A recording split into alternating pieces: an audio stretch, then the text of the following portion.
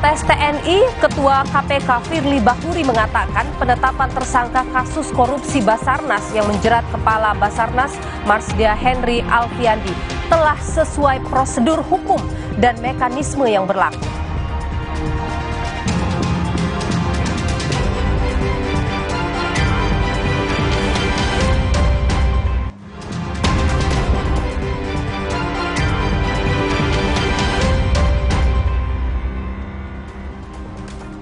Salam jumpa saudara, hari ini 29 Juli 2023. Selamat datang dalam program Kompas Petang hanya di Kompas TV, independen, terpercaya. Saya Tifal Solesa akan bersama Anda dalam paruh kedua program ini. Namun untuk paruh pertama, Anda akan bersama Niluh Puspa.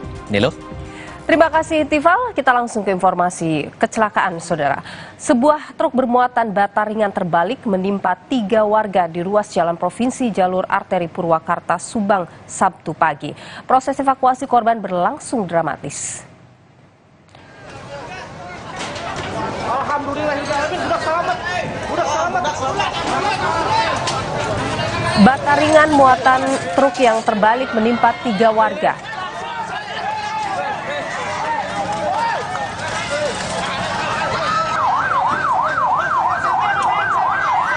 Setelah berupaya membongkar muatan truk, warga berhasil menyelamatkan seorang balita berusia 3 tahun yang tertimpa bata dalam keadaan terluka. Tak lama berselang, ibu dari anak itu yang juga tertimpa muatan truk berhasil dievakuasi. Kedua korban itu pun langsung dibawa ke rumah sakit. Alhamdulillah sudah selamat.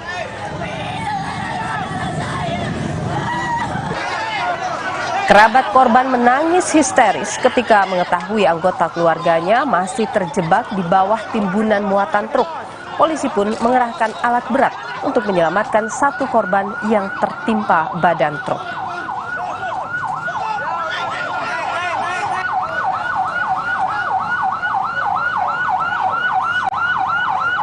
Setelah 1 jam terjebak di bawah truk, korban seorang perempuan yang sedang hamil berhasil dievakuasi dengan kondisi luka serius. Dari hasil pemeriksaan polisi, truk yang melaju dari arah Subang menuju Purwakarta ini kelebihan muatan dan kendaraan tidak layak jalan. Saksi mata menyebut selama perjalanan truk oleng hingga truk lepas kendali dan terbalik. Seluruh muatan truk tumpah dan menimpa warga yang sedang membeli sarapan. Kini, kasus kecelakaan tunggal ini dalam penanganan Polres Purwakarta. Terlalu banyak muatan, mungkin oleng dari pasar minggu. Oleng ini cepat tahu sama soto di sini ada yang. Ini yang jualan bubur di sini juga ya? Ya, bubur. Berarti lagi banyak orang juga Pak? Ya, ada pembeli lah. Ada pembeli juga. Kurang antisipasi kendaraan jadi oleng, muatan berlebihan dan sementara kondisi tidak layak jalan. Sementara nanti kita cek diselidiki dulu untuk kendaraan mobilnya seperti apa nanti. Yang juga jadi sorotan saudara, seorang anak balita terjebak dalam sebuah mobil yang terkunci di Muna, Sulawesi Tenggara. Polisi memecahkan kaca mobil untuk membuka pintu dan menyelamatkan anak balita.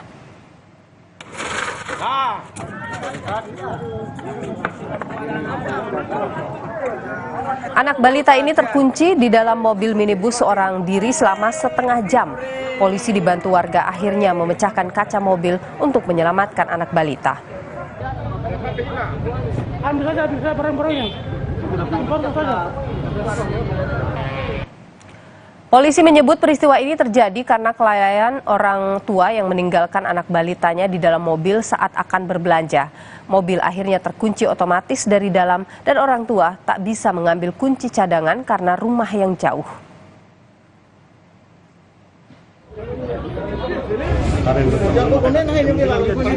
Belum bisa dipastikan juga.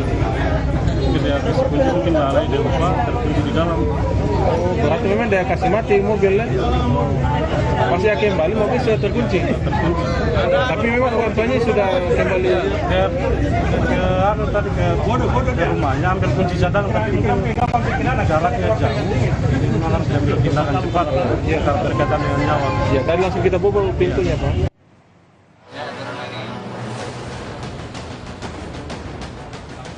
galangnya itu tidak lurus, tapi di dalamnya itu zigzag itu berundak-undak, sehingga itu juga mempersulit alat.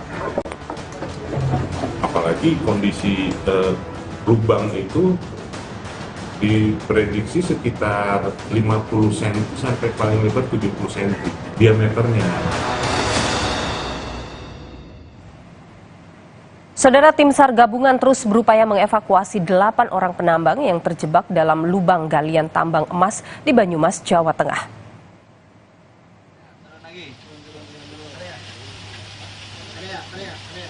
Setelah pencarian hari keempat, tim SAR gabungan baru dapat masuk sedalam 20 meter pada lubang sumur tempat 8 penambang terjebak. Awas sambil bicara. Terus. Tidak mudah bagi tim SAR untuk masuk ke dalam lubang galian tambang karena kondisi sempit dan jalan posisi galian yang vertikal dan horizontal. Diduga ke-8 penambang yang berasal dari Bogor ini terjebak dalam lubang tambang emas sedalam 70 meter.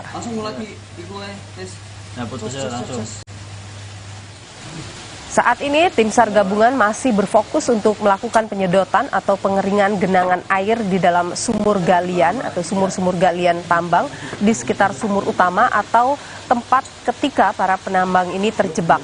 Sudah 4 hari, saudara, 8 penambang terjebak di sumur tambang emas tetapi belum berhasil dievakuasi.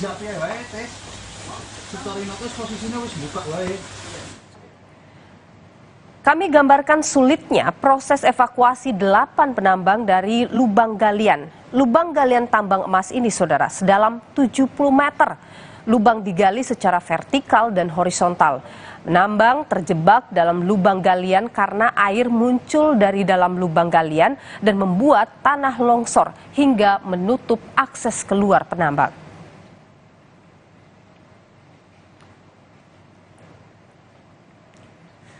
Perkembangan terkini dari upaya penyelamatan 8 penambang emas di Banyumas, kita terhubung, saudara, dengan Kepala Basarnas Cilacap, Adah Sudarsa. Selamat petang, Pak Adah.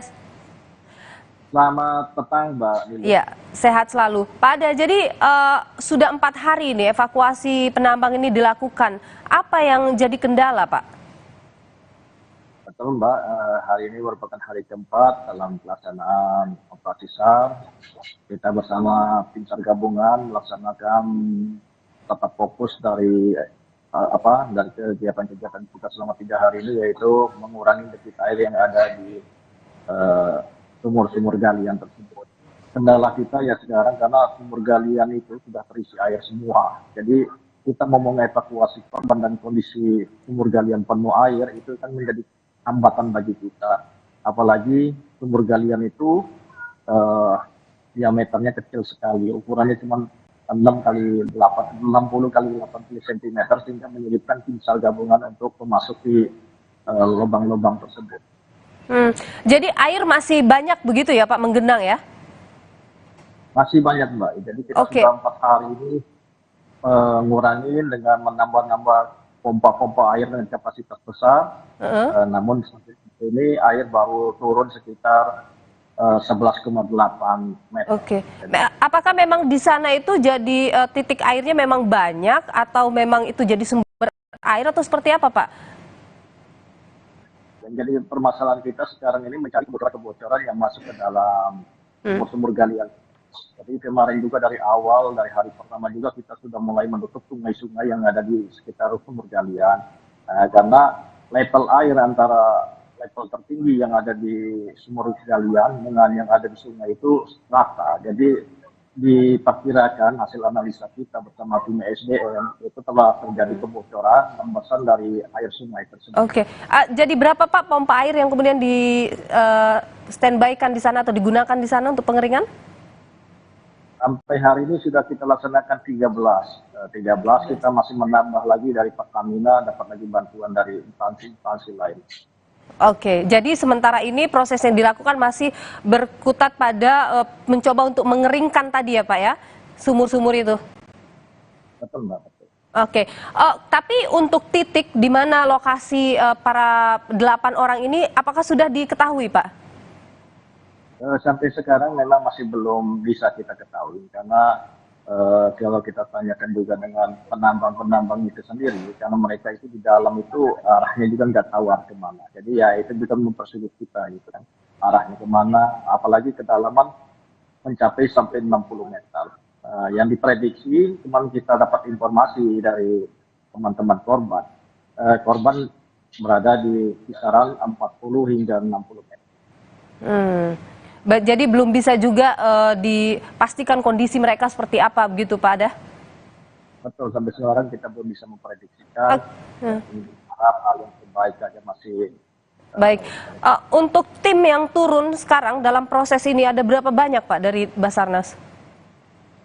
Kita bersama tim SAR gabungan, bersama Forkombinda maupun unsur potensi SAR yang ada, sekitar 30 instansi ya, instansi lembaga. Ya kalau kita hitung per orang itu bisa mencapai 250 orang. Baik. Ada banyak yang sudah diturunkan, proses pengeringan yang sekarang ini sedang coba terus untuk dilakukan untuk mendapatkan titik di mana 8 orang ini berada. Terima kasih Kepala Basarnas Cilacap Ada Sudarsa atas informasinya di Kompas Petang. Sehat selalu Pak. Saudara, kami masih akan kembali dengan sejumlah informasi lain di Kompas Petang. Di antaranya, desak Panji Gumilang dijadikan tersangka. Warga yang tergabung dalam Aliansi Santri dan Rakyat Indonesia berunjuk rasa di depan Pondok Pesantren Al Zaitun Indramayu, Jawa Barat. Sempat tidak datang saat pemanggilan pemeriksaan Bareskrim Polri, Panji Gumilang terlihat memantau kondisi Pondok Pesantren Al Zaitun.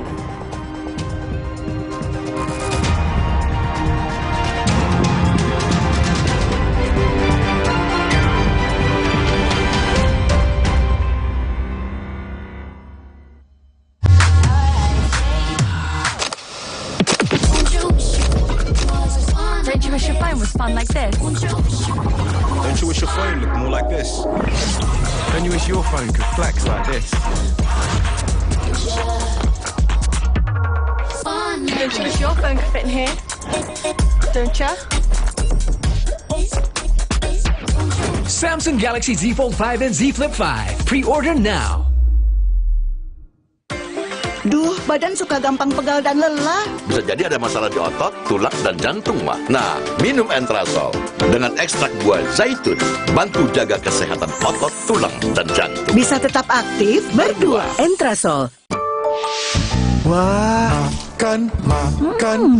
Udah nggak takut kolesterol naik nih. Kan habis makan langsung Benecol. Lanstan esternya hajar kolesterol dari makanan yang habis kita makan. Nutrif Benecol. Dicerita ke saya, kenapa setiap minum dingin, saya merasa ngilu. Itu semua karena memang dia memiliki kondisi gigi sensitif. Ada kemungkinan kondisi ini akan semakin memburuk. Saya merekomendasikan Sensodyne teruji secara klinis untuk menenangkan gigi yang sedang ngilu dan memberikan perlindungan hingga 24 jam. Sehingga kamu tidak perlu ragu lagi untuk mengonsumsi makanan dan minuman yang kamu suka. Ini sangat bagus. Jatuh nggak nih? Jatuh nggak ya? Cepukan deh. Sini, aku dulu. Diciptakan oleh alam, 100% murni air mineral pegunungan.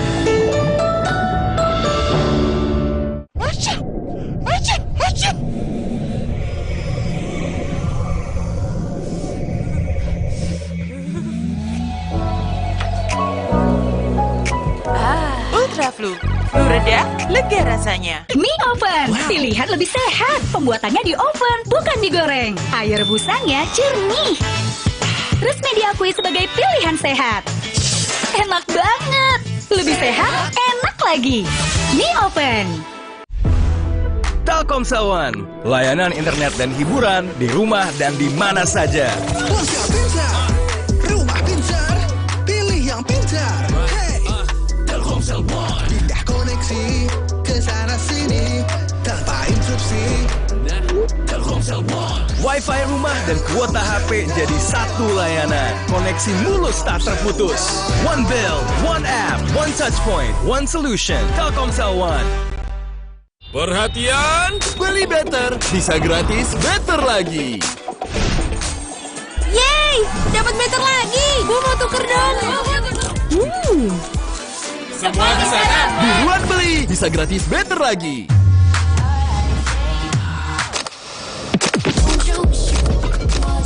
Don't you wish your phone was fun like this? Don't you wish your phone looked more like this? Don't you wish your phone could flex like this? Don't you wish your phone could fit in here? Don't you? Samsung Galaxy Z Fold 5 and Z Flip 5. Pre-order now. Ada yang baru nih. K-Natural White Jeju Lemon. Kamu gak salah kostum. Gak pede nih, kulitku jerawatan.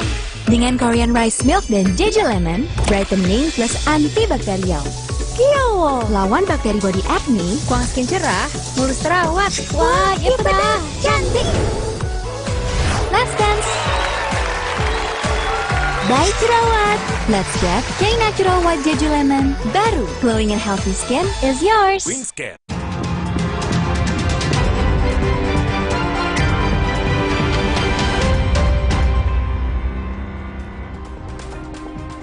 Sebuah truk menabrak belasan motor dan 2 unit mobil di sebuah pasar tradisional di Lampung.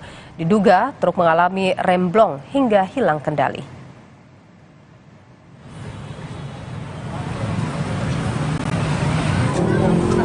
Truk Fuso menabrak belasan sepeda motor dan 2 mobil yang sedang terparkir di pasar tradisional Bakauheni, Lampung. Diduga truk mengalami remblong saat melintas dari pelabuhan Bakauheni, hingga sopir hilang kendali dan menabrak sejumlah kendaraan di pasar.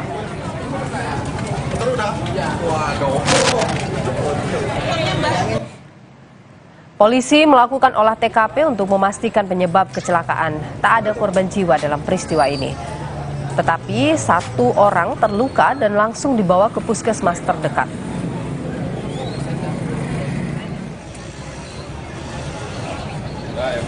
Informasi lain, saudara, puluhan warga tergabung dalam Aliansi Santri dan Rakyat Indonesia atau ASRI berunjuk rasa di depan Pondok Pesantren Al Zaitun, Indramayu, Jawa Barat.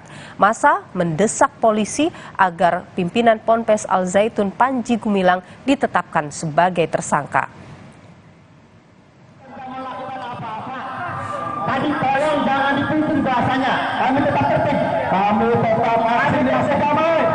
Puluhan warga tergabung dalam Aliansi Santri dan Rakyat Indonesia atau ASRI untuk Kabupaten Indramayu, Jawa Barat Sabtu siang kembali menggelar aksi demo di Pondok Pesantren Al Zaitun. Massa mendesak polisi segera menetapkan pimpinan Pondok Pesantren Al Zaitun Panji Gumilang untuk ditetapkan sebagai tersangka. Hindari aksi anarkistis, aparat kepolisian juga menjaga ketat di depan gerbang kawasan Ponpes Al Zaitun. Unjuk rasa berlangsung tertib dan damai. Tadi tolong jangan dipimpin bahasanya. Kami tetap tertib. Kami tetap aksi damai. Pimpinan Pondok Pesantren Al Zaitun Indramayu, Jawa Barat Sabtu siang terlihat memantau kondisi sebagian taman dan bangunan di pintu gerbang depan Pondok Pesantren.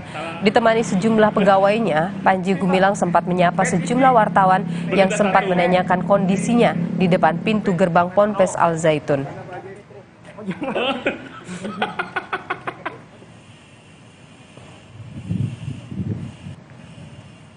Kamis kemarin, saudara, pimpinan Pondok Pesantren Al Zaitun Panji Gumilang sempat tidak datang karena alasan sakit.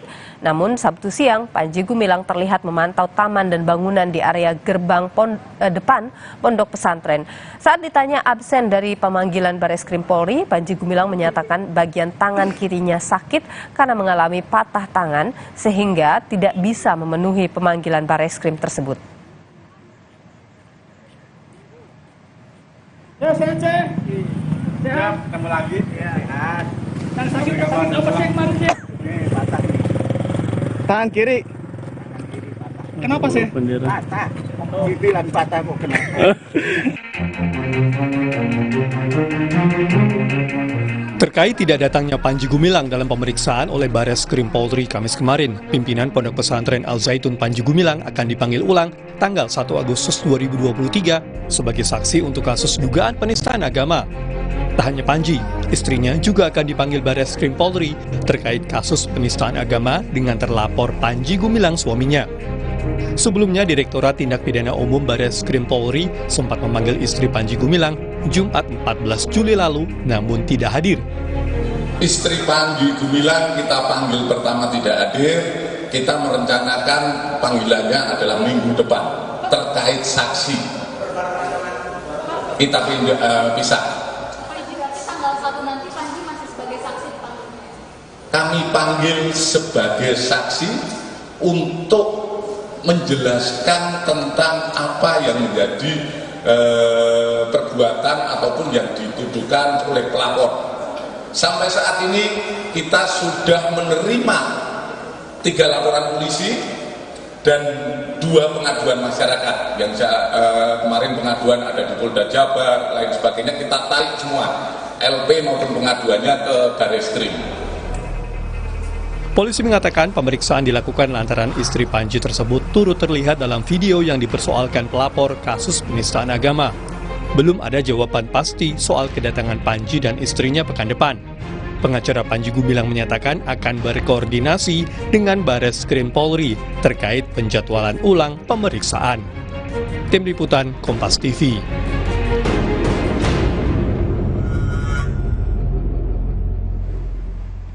Menteri Agama Yakut Khalil Quama saat ini menunggu pelimpahan dan tugas yang diberikan oleh Menko Polhukam.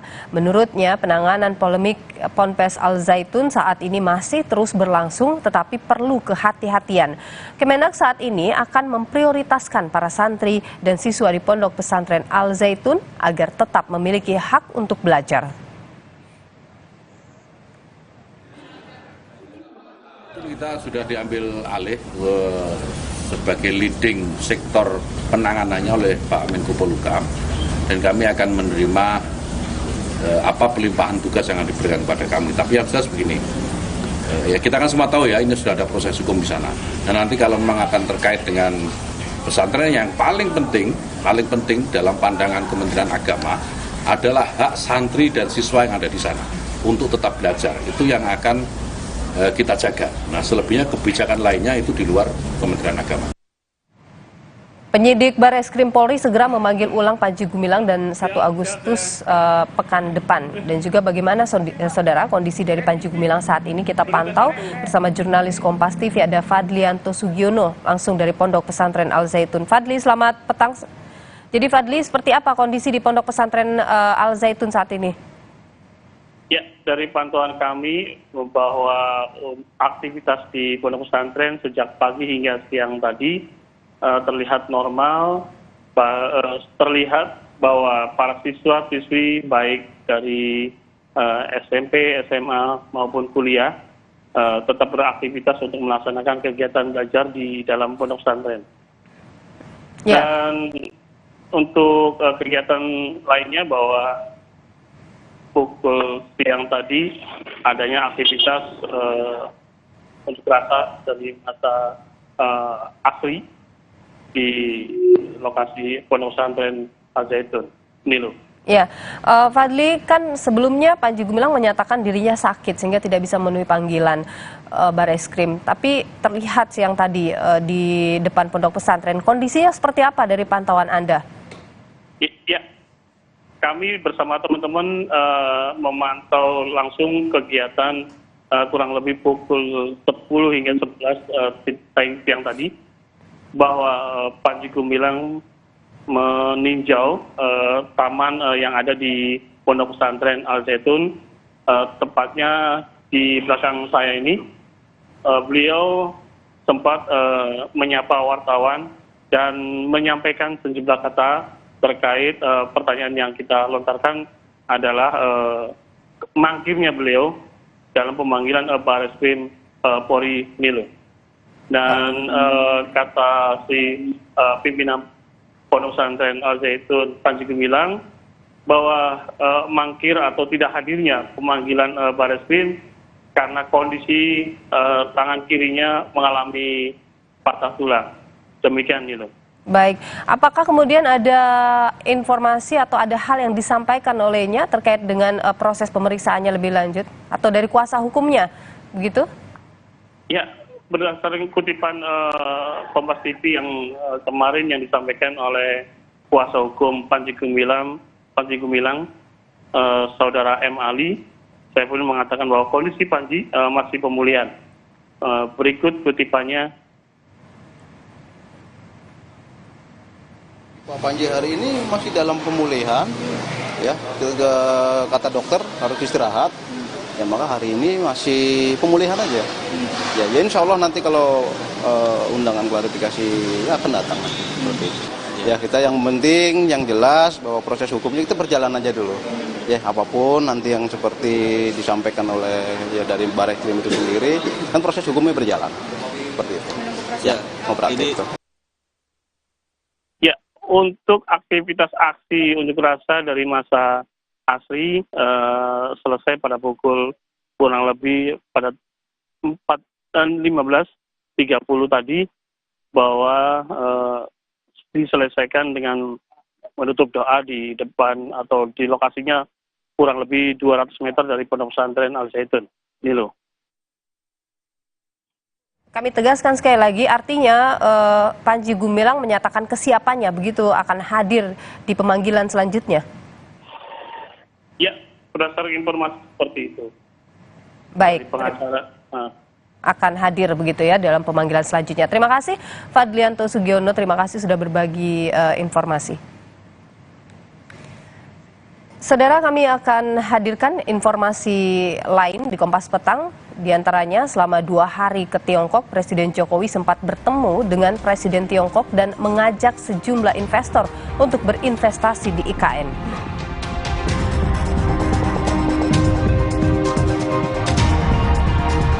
Informasi lainnya, Sekjen PDI Perjuangan Hasto Kristianto menyindir soal calon pemimpin yang sering menempel seperti perangko dengan Presiden Joko Widodo.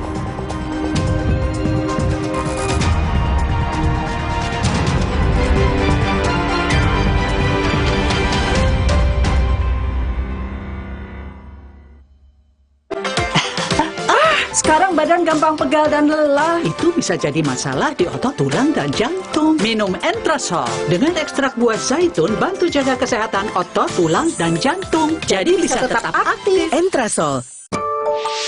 Wah, makan.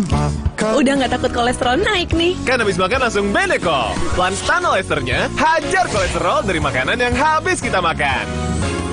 Nutrif Benecol. Diceritakan saya, kenapa setiap minum dingin, saya merasa ngilu. Itu semua karena memang dia memiliki kondisi gigi sensitif. Ada kemungkinan kondisi ini akan semakin memburuk. Saya merekomendasikan Sensodyne, teruji secara klinis untuk menenangkan gigi yang sedang ngilu, dan memberikan perlindungan hingga 24 jam. Sehingga kamu tidak perlu ragu lagi untuk mengonsumsi makanan dan minuman yang kamu suka. Ini sangat bagus. Telkomsel One, layanan internet dan hiburan untuk di mana saja. Wi-Fi rumah dan kuota HP jadi satu layanan. Koneksi mulus tak terputus dengan Telkomsel One. Terus, enaknya terus. Manis asam, chewy. Manis asam, chewy. Manis asam, chewy. Oleh terus. Gak nempel di gigi.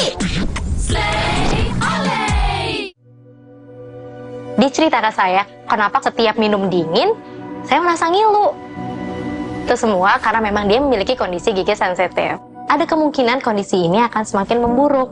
Saya merekomendasikan Sensodyne, teruji secara klinis untuk menenangkan gigi yang sedang ngilu, dan memberikan perlindungan hingga 24 jam. Sehingga kamu tidak perlu ragu lagi untuk mengonsumsi makanan dan minuman yang kamu suka. Ini sangat bagus.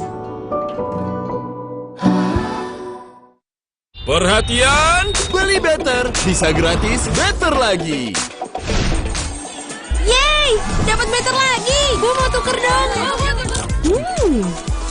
Semua di sana. Buruan beli, bisa gratis better lagi.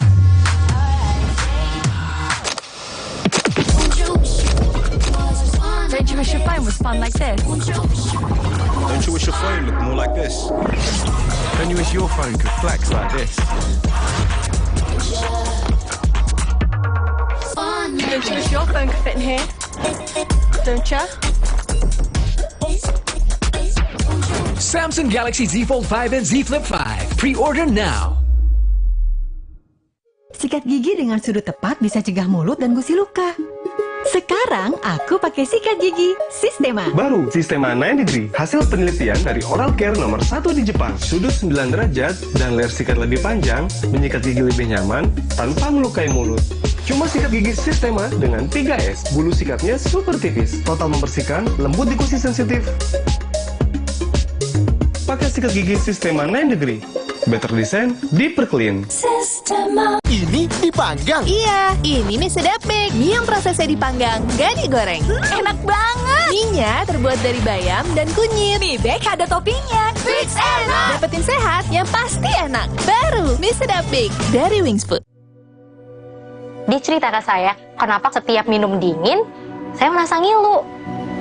Itu semua karena memang dia memiliki kondisi gigi sensitif. Ada kemungkinan kondisi ini akan semakin memburuk. Saya merekomendasikan Sensodyne teruji secara klinis untuk menenangkan gigi yang sedang ngilu dan memberikan perlindungan hingga 24 jam. Sehingga kamu tidak perlu ragu lagi untuk mengonsumsi makanan dan minuman yang kamu suka. Ini sangat bagus.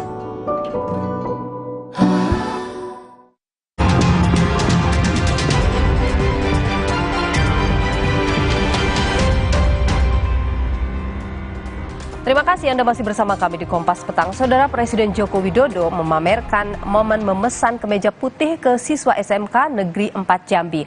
Kemeja putih buatan siswa SMK itu digunakan Presiden saat kunjungan kerja ke Bengkulu. Satu, nanti dikirim ke istana, saya pakai bener baru tambah 2 atau 3. Iya Pak. Ya. Saya tadi terakhir pesan baju di sini. Presiden Joko Widodo memesan kemeja putih saat berkunjung ke SMK Negeri 4 Jambi 16 Mei lalu. Saat melihat ruang keterampilan siswa yang memproduksi baju saat itu, Presiden tertarik dengan hasil desain atau dengan desainnya hasil karya siswa SMK itu. Video ini, saudara, diunggah Sekretariat Presiden hari ini.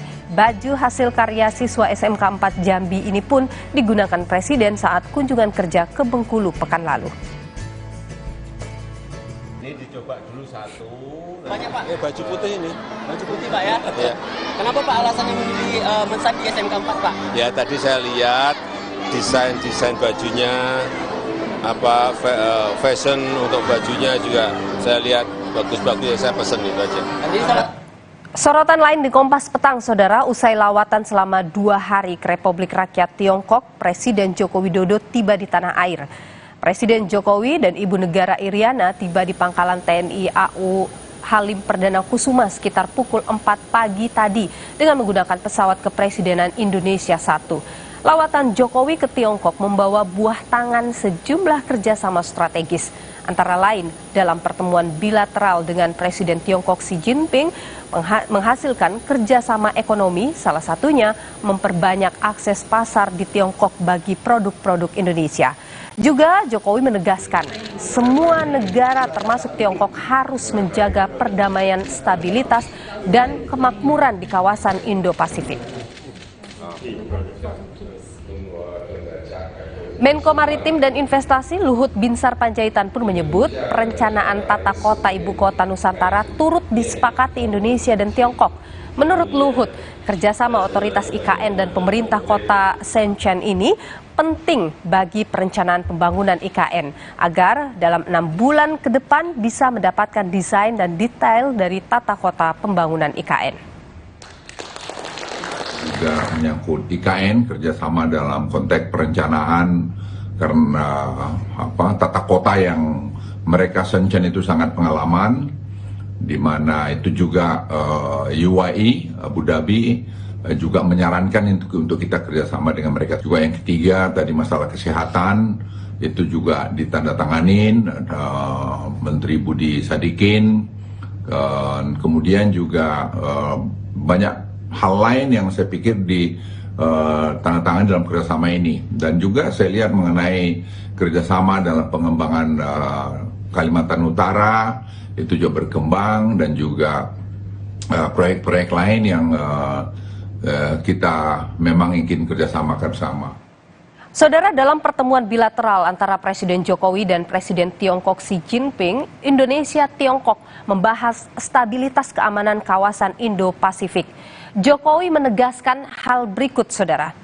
Rivalitas antara major powers harus dikelola agar tidak menimbulkan konflik yang merugikan kawasan.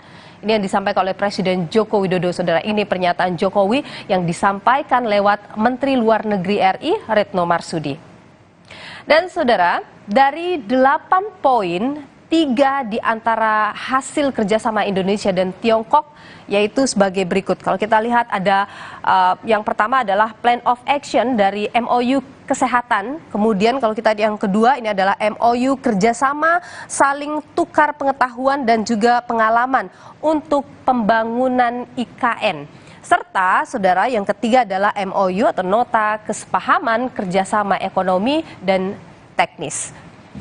Lantas, saudara, bagaimana membaca kunjungan Jokowi ke Tiongkok dan juga kerjasama Indonesia? Kita bahas hal ini bersama dengan Guru Besar Hukum Internasional Universitas Indonesia, Hikmahanto Juwana. Pak Hikmahanto, kita terima kasih sudah bersama dengan Kompas Petang, sehat selalu. Terima kasih, sehat selalu, Nilo. Jadi Pak Hikmahanto, kalau Anda melihat kunjungan yang dilakukan Presiden ke Tiongkok, pertemuan yang dilakukan, apa yang Anda baca? Utamanya soal ada membahas dukungan untuk pembangunan IKN. Ya, pasti ada 3 hal penting yang menjadi fokus dari kunjungan ini. Pertama adalah isu yang sifatnya bilateral, kedua regional, dan kemudian yang sifatnya multilateral. Yang berkaitan dengan bilateral, tentu ini hubungan Indonesia dengan Cina.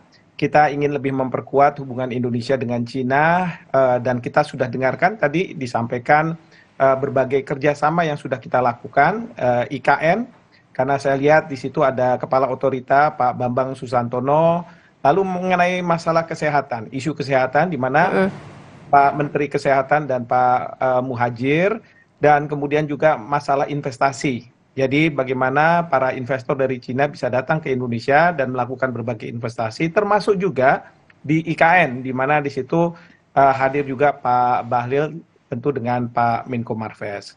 Nah, yang berikutnya adalah isu yang sifatnya regional. Saya tidak tahu apakah ini dibicarakan atau tidak, tetapi kaitan dengan Indonesia sebagai ketua ASEAN. Dan kita ingin menyelesaikan masalah Myanmar. Jadi mungkin sudah waktunya bagi ASEAN melakukan tindakan yang lebih tegas daripada kesepakatan yang dibuat oleh kepala pemerintahan, kepala negara ASEAN. Yaitu kita harus melakukan embargo ekonomi. Dan kita lakukan ini bukan dalam rangka intervensi sebenarnya, tapi kita punya kewajiban untuk melindungi hak asasi manusia yang ada di masyarakat di Myanmar. Ini namanya dalam hukum internasional disebut sebagai R2P. Response to protect. Nah, ini jadi sesuatu hal yang sangat penting, ya, sehingga nah, kalau misalnya tidak ada di situ, maka kita kalau embargo nanti Cina akan membantu Myanmar, ya sama saja bohong, tidak akan ada ujungnya. Dan terakhir masalah global, ya, multilateral berkaitan dengan hubungan antara Cina dan Amerika Serikat yang sedang memanas, dan tadi sudah kita dengar apa yang disampaikan oleh Bapak Presiden bahwa ini harus dikelola dengan baik. Ya, sehingga tidak menjadikan Asia Pasifik menjadi medan perang seperti antara Rusia dan Ukraina, Rusia dengan Amerika Serikat, di mana Ukraina menjadi medan perang. Jadi ini yang sudah diwanti-wanti oleh Bapak Presiden. Mungkin dalam message atau pesan yang disampaikan kepada Presiden Xi Jinping. Iya, tapi Pak Hikmahanto, kalau Anda melihat buah tangan yang dibawa oleh Presiden Jokowi ini dari pertemuan itu menguntungkan Indonesia, utamanya kan Presiden berfokus ya juga pada investasi di IKN begitu. Ya, tentu ini akan menguntungkan Indonesia karena kita akan bisa membangun IKN ini. Lalu tadi soal tata kota sudah dikatakan oleh Pak Luhut bahwa akan dibantu, dan terpenting juga adalah bagaimana investor akan masuk. Karena mungkin pemerintah Indonesia mencoba ke berbagai pihak untuk berinvestasi dan kurang berhasil. Misalnya harus mengundurkan diri dan lain sebagainya. Jadi sekarang ini dianggap sebagai ya last resort lah. Kalau misalnya investor dari mana yang harus datang, ya mungkin dari Cina. Tetapi kalau saya tidak salah, Bapak Presiden juga mewanti-wanti bahwa tenaga kerja Indonesia yang harus diserap. Jangan kemudian tenaga kerja dari asal Cina. Karena apa? Kita tahu bahwa ini adalah terobosan untuk membuka lapangan pekerjaan. Itu yang paling penting yang perlu diinikan ya dalam investasi di IKN. Tapi kalau kita bicara soal hubungan Indonesia dan Tiongkok, bagaimana Anda melihatnya? Kan kita juga sempat memanas ya soal Laut Cina Selatan. Tapi kalau perkembangan sekarang ini bagaimana Pak Anda lihat? Ya, kalau hubungan kita dengan Tiongkok kita tidak ada masalah, kita baik-baik saja. Dan kalau misalnya ada masalah yang disebut sebagai 9 garis putus, itu dua negara tidak merasa ada masalah. Kenapa tidak ada masalah? Karena kita tidak mengakui klaim dari Cina. Sebaliknya Cina juga tidak mengakui klaim dari Indonesia terkait zona ekonomi eksklusif. Sehingga kita selalu mengatakan tidak ada masalah antara Indonesia dengan Cina. Tetapi dalam kenyataannya memang betul kalau ada kapal-kapal nelayan Cina yang masuk ke ZEE kita, tentu kita tangkap. Meskipun menurut Cina itu adalah berada di bawah 9 dash line kita. Tapi sebenarnya nanti kapal-kapal Coast Guard Cina akan membayang-bayangi, bahkan juga akan menakut-nakuti para nelayan kita yang akan mengambil ikan di daerah 9 garis putus itu. Baik, apapun yang dilakukan antara Indonesia dan China, itu kan bagaimanapun harus memperkuat posisi Indonesia, begitu ya Pak Hikmahanto ya, yang kemudian dalam kunjungan itu. Apa yang kemudian bisa dilakukan oleh pemerintah Indonesia untuk menguatkan posisinya? Ada 3 hal penting kenapa Indonesia sangat kuat gitu ya. Pertama adalah bargaining position kita. Itu sebenarnya kuat. Karena apa? Cina membutuhkan penyaluran dari uang-uangnya untuk dipinjamkan ke negara-negara yang produktif. Siapa itu? Indonesia. Kedua, Cina butuh pangsa pasar kita. Karena pangsa pasar kita, kelas menengahnya terus bertumbuh sehingga dia akan menyerap berbagai produk-produk yang dihasilkan di Cina. Dan yang ketiga, jangan lupa bahwa kita Indonesia ini membutuhkan berbagai teknologi dari Cina yang Cina tentu akan dengan senang hati menjual ke Indonesia atau diberikan kepada Indonesia untuk apa? Menggerakkan perekonomian mereka. Jadi kalau misalnya kita bernegosiasi dengan Cina, jangan kemudian kita merasa rendah diri seolah-olah kita yang butuh. Salah sekali. Kita harus mengatakan bahwa Anda yang butuh kita. Sehingga apa? Kepentingan nasional kita lebih dikedepankan. Dan Anda melihat itu sudah dilakukan oleh Presiden Jokowi?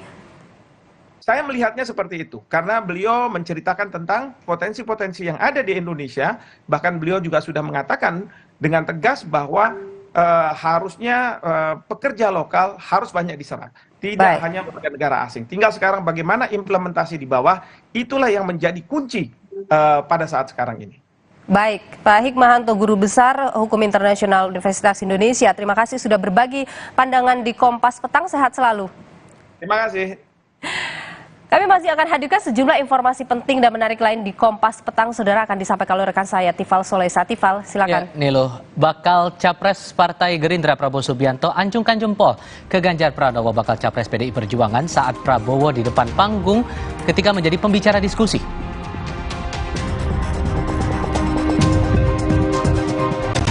Sekjen PDI Perjuangan Hasto Kristianto menyindir ada calon presiden yang kerap nempel seperti perangko dengan Presiden Joko Widodo. Lebih lengkap sesaat lagi.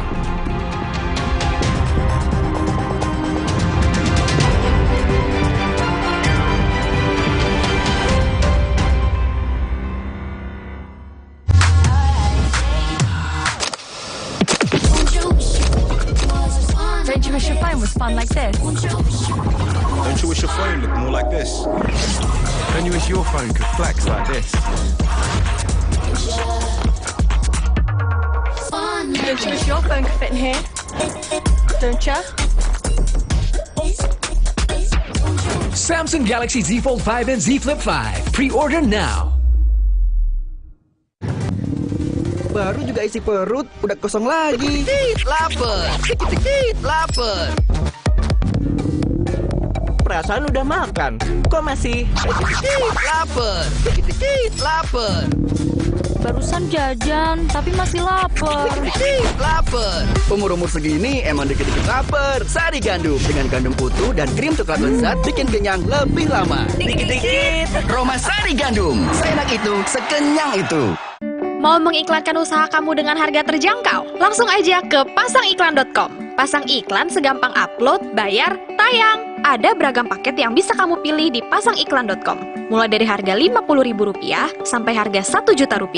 Iklan kamu akan tayang di jaringan media milik Kompas Gramedia. Jadi, iklan kamu berpotensi dilihat oleh 270 juta pembaca. Di pasangiklan.com, kamu bisa memilih jenis iklan yang ingin ditayangkan. Kamu bisa memilih iklan untuk ditayangkan di website, Instagram, atau iklan baris di koran Kompas. Di pasangiklan.com, kamu nggak perlu khawatir, karena setelah iklan ditayangkan, kamu akan mendapatkan informasi mengenai perkembangan iklan berupa laporan performa untuk iklan digital dan Instagram, serta notifikasi penayangan untuk iklan baris di koran Kompas. Jadi, mau pasang iklan yang dilihat banyak orang dengan harga terjangkau? Segampang upload, bayar, lalu tayang? Tunggu apa lagi? Langsung aja ke pasangiklan.com.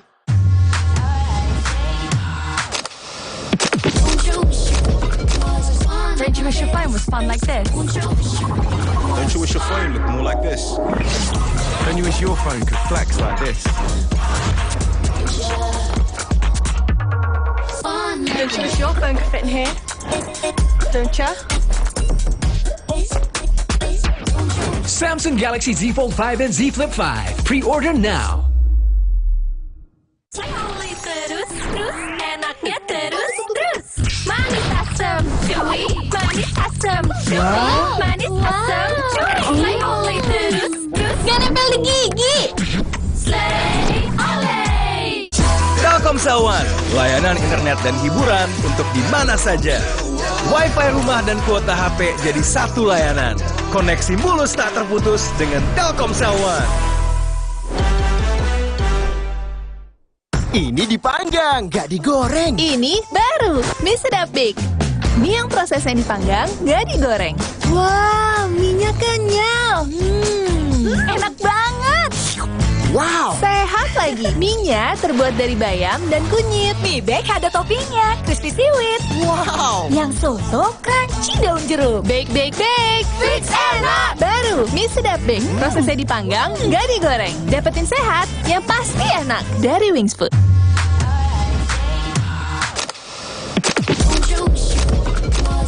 Don't you wish your phone was fun like this? Don't you wish your phone looked more like this?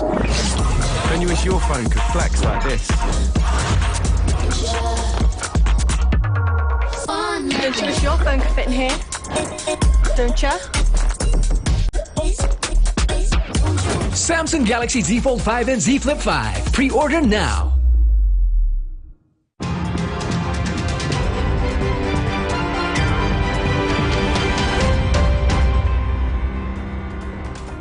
Kompas Petang berlanjut, saya Tifal Solesa.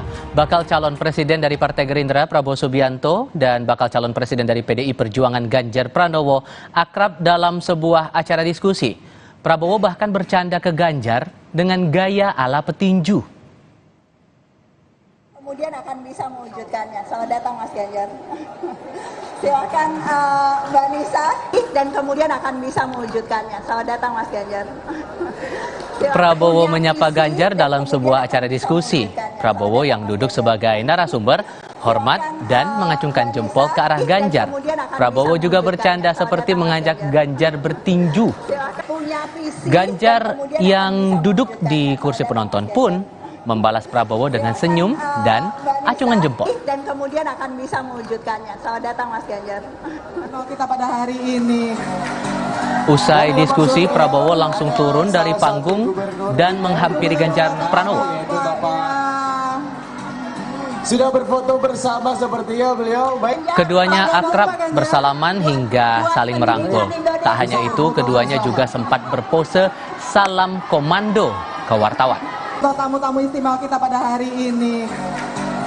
Dan yang sudah terlihat ada salah satu gubernur kita, Gubernur Jawa Tengah, yaitu Bapak.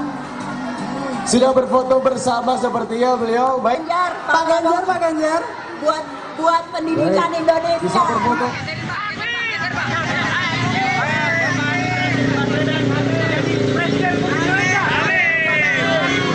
Sementara itu, bakal calon presiden dari Koalisi Perubahan Anies Baswedan mengatakan pertemuannya dengan Susi Pujastuti hanya silaturahmi.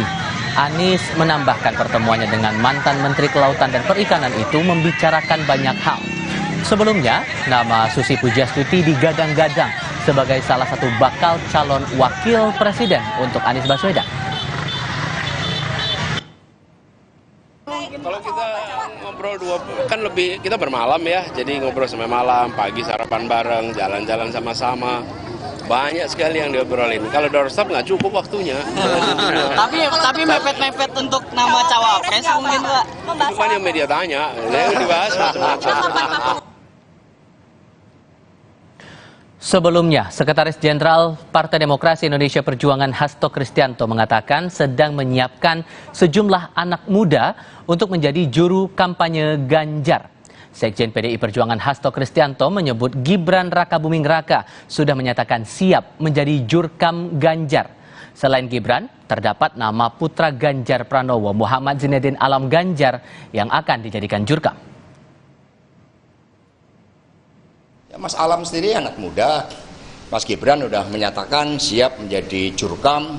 Di Surabaya ada seorang anak muda yang namanya Seno. Anak-anak muda yang memang kita persiapkan, bukan sekedar mengandalkan kemudaannya, tetapi anak muda yang memang punya visi, tetapi memahami berbagai persoalan-persoalan politik. Sorotan berikutnya, Saudara, Partai Gerindra mengaku sepakat dengan pernyataan Sekjen PDI Perjuangan Hasto Kristianto bahwa seorang calon presiden harus punya visi dan gagasan terbaik. Hal itu diungkap Wakil Ketua Umum Partai Gerindra Habibur Rahman merespons pernyataan Sekjen PDI Perjuangan terkait capres yang suka menempel dengan Jokowi. Menurut Habibur Rahman, capres dan cawapres harus punya visi dengan memberikan gagasan terbaik untuk menyelesaikan permasalahan. Habibur Rahman menegaskan kedekatan Prabowo dengan Jokowi merupakan hal wajar antara presiden dengan menterinya. Kami sepakat dengan pernyataan beliau bahwa pemimpin itu harus menyampaikan gagasan.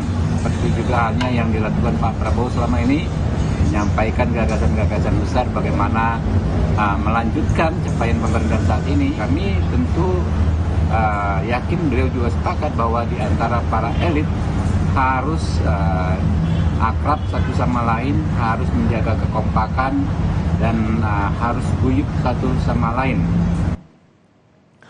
Sebelumnya, Sekjen PDI Perjuangan Hasto Kristianto menyindir soal calon pemimpin yang sering menempel Presiden Joko Widodo. Hasto menilai setiap calon pemimpin harus memberikan gagasan dan menjabarkan visinya, bukan hanya menempel seperti perangko. Hasto menilai wajar kedekatan Prabowo Subianto dengan Joko Widodo layaknya hubungan menteri dengan presidennya. Yang dekat dengan para menterinya, karena itu berbeda ya dengan kontestasi Pilpres. Pilpres itu setiap calon pemimpin menyampaikan gagasan-gagasan terbaik bagi bangsa dan negara, bagaimana menyelesaikan masalah rakyat, bagaimana membangun masa depan, bukan nempel seperti perangko. Untuk mengulas makna hingga tanggapan dari Partai Gerindra atas pernyataan Sekjen PDI Perjuangan, ada capres nempel seperti perangko dengan Jokowi. Sudah bergabung bersama kami saat ini Direktur Eksekutif Indikator Politik Indonesia Burhanuddin Muhtadi, kemudian juru bicara tim pemenangan Prabowo Subianto Andre Rosiade, dan anggota DPR fraksi PDI Perjuangan Arya Bima. Mas Burhan, Mas Bimo, Bang Andre, selamat sore, apa kabar? Sore, Tival. Pak Andre. Selamat sore. Terima kasih semuanya sudah bergabung bersama kami. Izinkan saya memulai ke Mas Burhan dulu. Pernyataan Sekjen PDI Perjuangan ini, Anda menangkap ini ditujukan ke siapa ya? Saya kira Tival kura-kura dalam perahu ya. Justru saya harus konfirmasi dulu nih. Iya, begini. Menurut saya dengan mengundang Mas Aryo Bimo dan Andre Rosiade, Kompas TV menyadari bahwa statement Mas Hasto Kristianto, Sekjen PDI Perjuangan memang diarahkan kepada Pak Prabowo Subianto.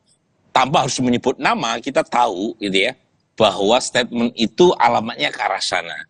Pertama, posisi saya begini, kita setuju ya, secara substantif, calon presiden itu harus menawarkan gagasan, menawarkan proposal kebijakan apa yang mau ditawarkan berkaitan dengan 2024 kalau mereka terpilih sebagai presiden. Jadi topik tentang kebijakan ini relatif absen ya dalam diskusi para bakal calon presiden. Tetapi dalam konteks di mana popularitas Pak Jokowi sangat tinggi, memang tidak terelakkan dalam beberapa bulan terakhir diskusi kita itu ditarik ke arah mana yang paling dianggap didukung oleh Pak Jokowi, mana yang dianggap paling mendapatkan lirikan mata Pak Jokowi. Dan kalau bicara pada titik ini, Tifal, diskusinya mengerucut pada dua nama memang. Karena Mas Anies Baswedan itu relatif sudah memposisikan diri sebagai capres antitesa. Jadi dua nama itu adalah Ganjar dan Prabowo Subianto. Dan kalau kita lihat, memang kenaikan Pak Prabowo di survei-survei terakhir, termasuk survei Kompas, itu berasal dari basis masa pendukung Pak Jokowi. Jadi ada 28% temuan kami pemilih Pak Jokowi yang memilih Pak Prabowo Subianto. Dan ini yang kemudian memicu respon dari kubu Mas Ganjar yang menurut saya wajar juga. Karena bagaimanapun ada ekspektasi basis Pak Jokowi adalah captive Mas Ganjar. Anda mau bilang bahwa ada kegelisahan dari PDI Perjuangan dengan naiknya elektabilitas Prabowo ini? Ya kalaupun toh disebut kegelisahan, ya wajar saja. Karena bagaimanapun pendukung Mas Ganjar dari segmen basis Pak Prabowo yang lama itu sangat kecil ya. Hanya 6% pemilih Pak Prabowo Sandi di 2019 yang memilih Mas Ganjar. Jadi satu-satunya cara buat Mas Ganjar untuk menang adalah memaksimalkan dukungan dari basis lama Pak Jokowi. Nah ini yang belum terjadi. Jadi suara Mas Ganjar yang disalib sejak Maret 2023 oleh Pak Prabowo, salah satunya karena basis Pak Jokowi yang mulai bocor. Tapi yang perlu diingat, mayoritas masih memilih Mas Ganjar ya, 49%. Pemilih Pak Jokowi itu masih memilih Mas Ganjar. Baik. Tapi trennya memang menurun ya dibanding sebelumnya. Oke, jadi benar ya Mas Bimo, sasaran pernyataan Sekjen itu tujuannya ke Pak Prabowo Subianto? Kalau ditujukan secara person, jangan ditafsirkan terlalu jauh ya. Jadi yang ingin disampaikan Pak Sekjen itu bagaimana calon presiden ke depan atau presiden ke depan juga ditujukan pada Ganjar, juga pada kita-kita yang di legislatif, itu jelas dan tegas bagaimana seorang calon presiden ini adalah pemimpin yang tidak sekedar mendompleng wibawa gitu. Kalau di PDI tidak sekedar dompleng Ibu Mega, Mbak Puan begitu. Jadi biasa Pak Hasto sampaikan itu. Jadi seorang pemimpin itu jangan sekedar mendompleng wibawa dan kedudukan orang lain. Ini penting karena yang didomplengi itu juga mempunyai satu tingkat integritas sendiri yang unik ya. Walaupun tadi yang disebut juga setingkat presiden yang didomplengi. Nah, inilah sebenarnya Pak Hasto cuma pengen ngomong bahwa pada saat rakyat itu memilih, itu ada sesuatu tipologi yang khas dan unik. Ya, misalnya Pak Jokowi dengan Ganjar itu tidak satu yang sama, walaupun sama-sama dari PDI Perjuangan, harus ada keunikan pribadi di antara satu dengan yang lainnya. Nah, pada rakyat saat akan memilih, tentu rakyat akan mencermati. Apa yang dicermati? Yaitu integritas capresnya. Bagaimana pikirannya, bagaimana performanya, dan tentunya mentalitas kepemimpinannya. Itu sangat penting karena seorang pemimpin nanti diharapkan akan kokoh, berdiri tegak dan mandiri dan percaya diri serta punya visi misi. Jadi menurut saya antara Pak Hasto dan Pak Habibur Rahman tadi sama. Bahwa presiden ke depan itu adalah sosok yang sama-sama tidak ingin mendompleng, walaupun yang didompleng adalah tingkat presiden. Karena jangan mendompleng, jangan mengekor kewibawaan Presiden Jokowi nih, Bang Andre. Gimana ngerespon pertemuan ini sebetulnya? Oke.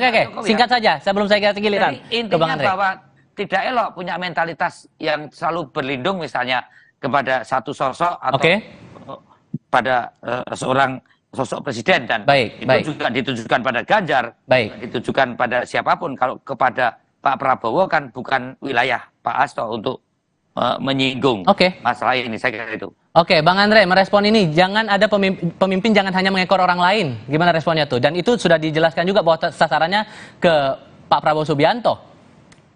Siapa yang jelaskan, Pak? Sampai jangan Bang Andre. Membuat saya kira tadi saya tidak. Bang Andre dulu, Mas Bimo. Bang Andre, giliran Bang Andre sekarang. Anda terlalu tendensius pertanyaannya. Anda sebagai host, Anda harus mencermati omongan. Habis saya ngomong, Anda bicara ditujukan Pak Prabowo. Jadi Anda jadi host, itu harus cermat dari apa yang diomongkan. Paham? Baik. Berarti tidak ada ya? Merasa tersindir tidak sebetulnya nih, Bang Andre? Saya kasih giliran ke Anda dulu. Menyinggung ditujukan Pak Prabowo, salah sebagai host. Siap. Saya beri giliran Bang Andre sekarang kalau begitu. Gimana tuh meresponnya? Itu harus dilatih Anda. Kalau kami tidak merasa tersinggung ya, karena kami sekarang saat ini fokusnya pertama Pak Prabowo, fokus beliau bekerja menuntaskan amanah yang diberikan oleh Presiden kepada beliau sebagai Menteri Pertahanan. Lalu yang kedua, kami kader-kader Gerindra dan pendukung Pak Prabowo fokus bagaimana meningkatkan elektabilitas Pak Prabowo tanpa perlu menyinggung-nyinggung perasaan atau memikirkan kubu lain. Fokus kami mendekat dengan rakyat, menyampaikan gagasan Pak Prabowo, menyampaikan apa yang akan dibawa oleh Pak Prabowo sebagai penerus kepemimpinan Pak Jokowi. Itu fokus kami. Dan juga fokus yang ketiga, bagaimana Koalisi Kebangkitan Indonesia Raya ini antara Gerindra dan PKB terus bertambah rekan koalisinya. Tanpa perlu kami ambil pusing pernyataan ataupun apapun mengenai Pak Prabowo. Kami tidak tersinggung sama sekali ya. Lalu yang kedua, rakyat Indonesia tahu Pak Prabowo sejak zaman 2009 maju. Berarti dari Gerindra sendiri menilai bahwa sebetulnya ini hanya pertemuan ataupun juga dari kedekatan ini hanya ya biasa saja antara menteri dengan presiden yang terjadi selama ini. Tapi nanti jawabannya nanti ya, Bang Andre ya. Nanti kita juga akan coba tampilkan juga bagaimana kemudian efek dari Jokowi efek ini apakah akan mempengaruhi bakal capres juga atau tidak. Kita akan diskusikan ini lebih lanjut selepas jeda berikut ini.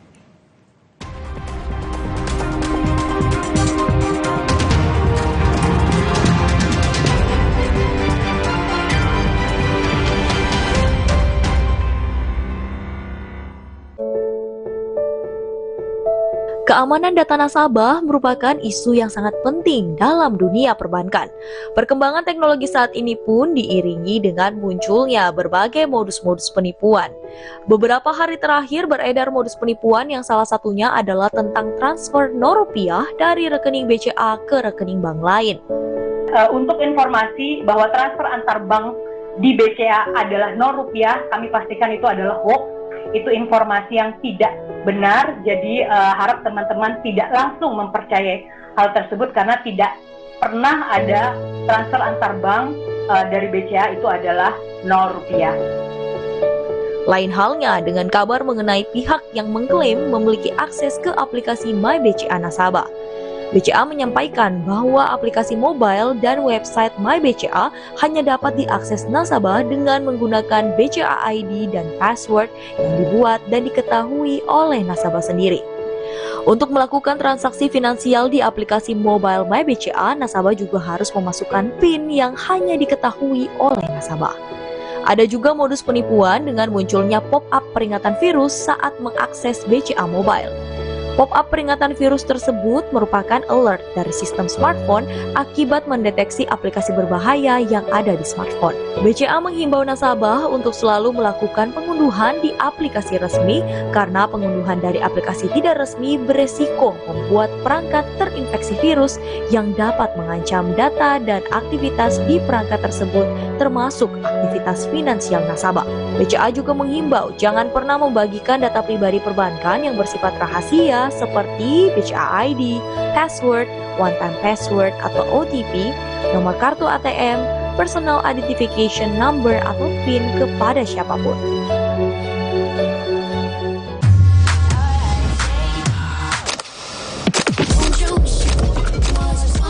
you wish your phone was fun like this? Don't you wish your phone looked more like this? Don't you wish your phone could flex like this?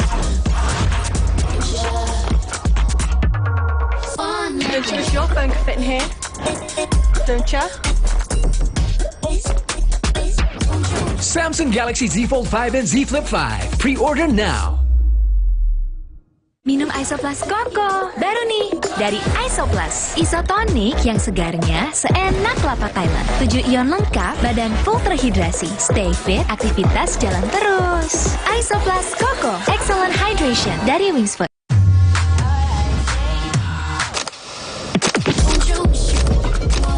Don't you wish your phone was fun like this? Don't you wish your phone looked more like this? Don't you wish your phone could flex like this? Don't you wish your phone could fit in here? Don't you? Samsung Galaxy Z Fold 5 and Z Flip 5. Pre-order now. Terus enaknya terus. Manis asam chewy, manis asam chewy, manis asam chewy. Slay oleh terus. Gak nempel di gigi. Slay oleh.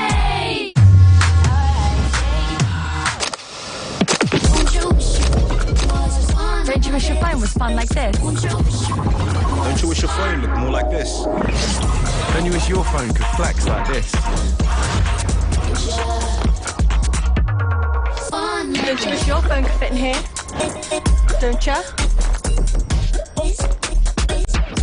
Samsung Galaxy Z Fold 5 and Z Flip 5. Pre-order now.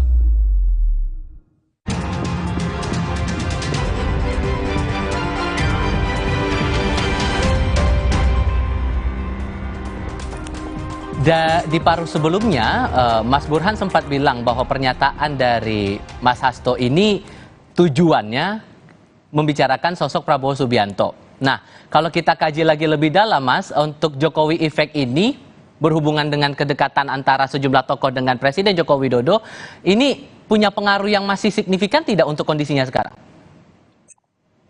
Begini ya Mas ya, sepanjang popularitas Pak Jokowi masih tinggi, tentu punya efek elektoral, terutama buat calon presiden yang dianggap dekat dengan beliau.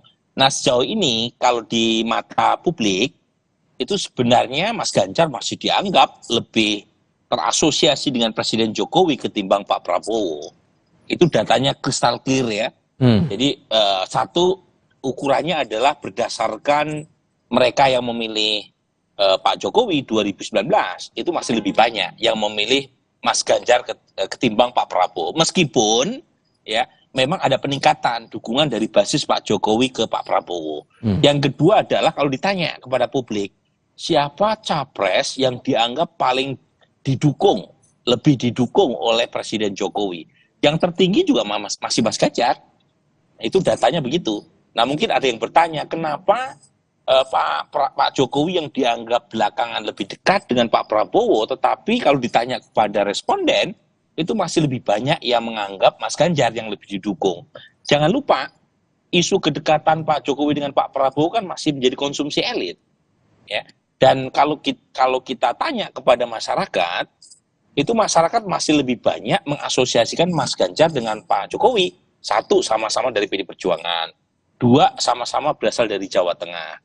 Meskipun lagi-lagi ya, memang mereka pendukung Pak Jokowi yang memilih Pak Prabowo itu ada kenaikan signifikan. Dari 11% di bulan Februari 2023, sekarang 28% lebih. Jadi memang mulai mengalir, tetapi tetap lebih banyak yang memilih Mas Ganjar. Walaupun kemudian dari beberapa kesempatan kalau dilihat di kacamata publik begitu Mas Burhan, lebih banyak aktivitas dari Pak Jokowi ini lebih dekat ke sejumlah tokoh lain. Sementara ke Ganjar tidak. Apakah menurut Anda ini strategi tersendiri yang dipakai oleh PDIP atau Anda punya analisis lain di balik ini semua? Enggak, memang kan belakangan banyak ya event yang mempertemukan Pak Jokowi dengan Pak Prabowo. Salah satunya karena keduanya berasal dari satu, kan sama-sama hubungan antara presiden dengan menteri ya. Sementara Mas Ganjar kan agak jauh karena beliau adalah gubernur. Jadi event yang mempertemukan Pak Jokowi dengan Pak Prabowo memang lebih sering. Tetapi lagi-lagi kalau ditanya kepada publik, asosiasi per hari ini, Pak Jokowi lebih dianggap mendukung Mas Ganjar, meskipun trennya menurun. Gitu.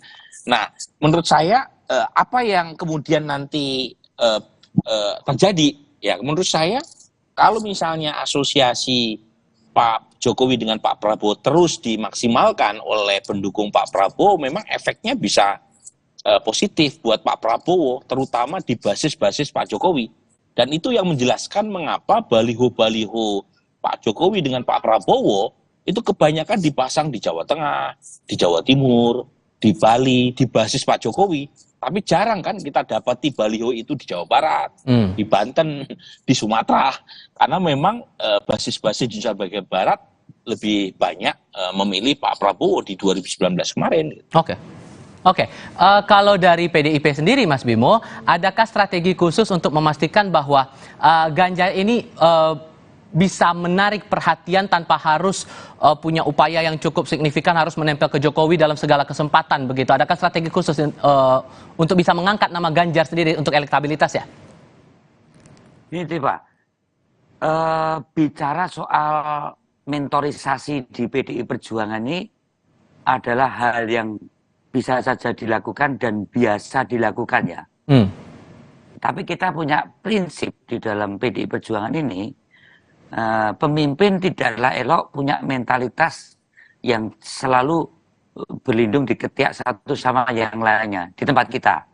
Karena kita di PDI Perjuangan bahwa hal yang menentukan seorang pemimpin, apalagi sosok seorang kepala daerah, bupati, wali kota, gubernur, itu adalah integritas kepribadiannya sendiri. Ini penting.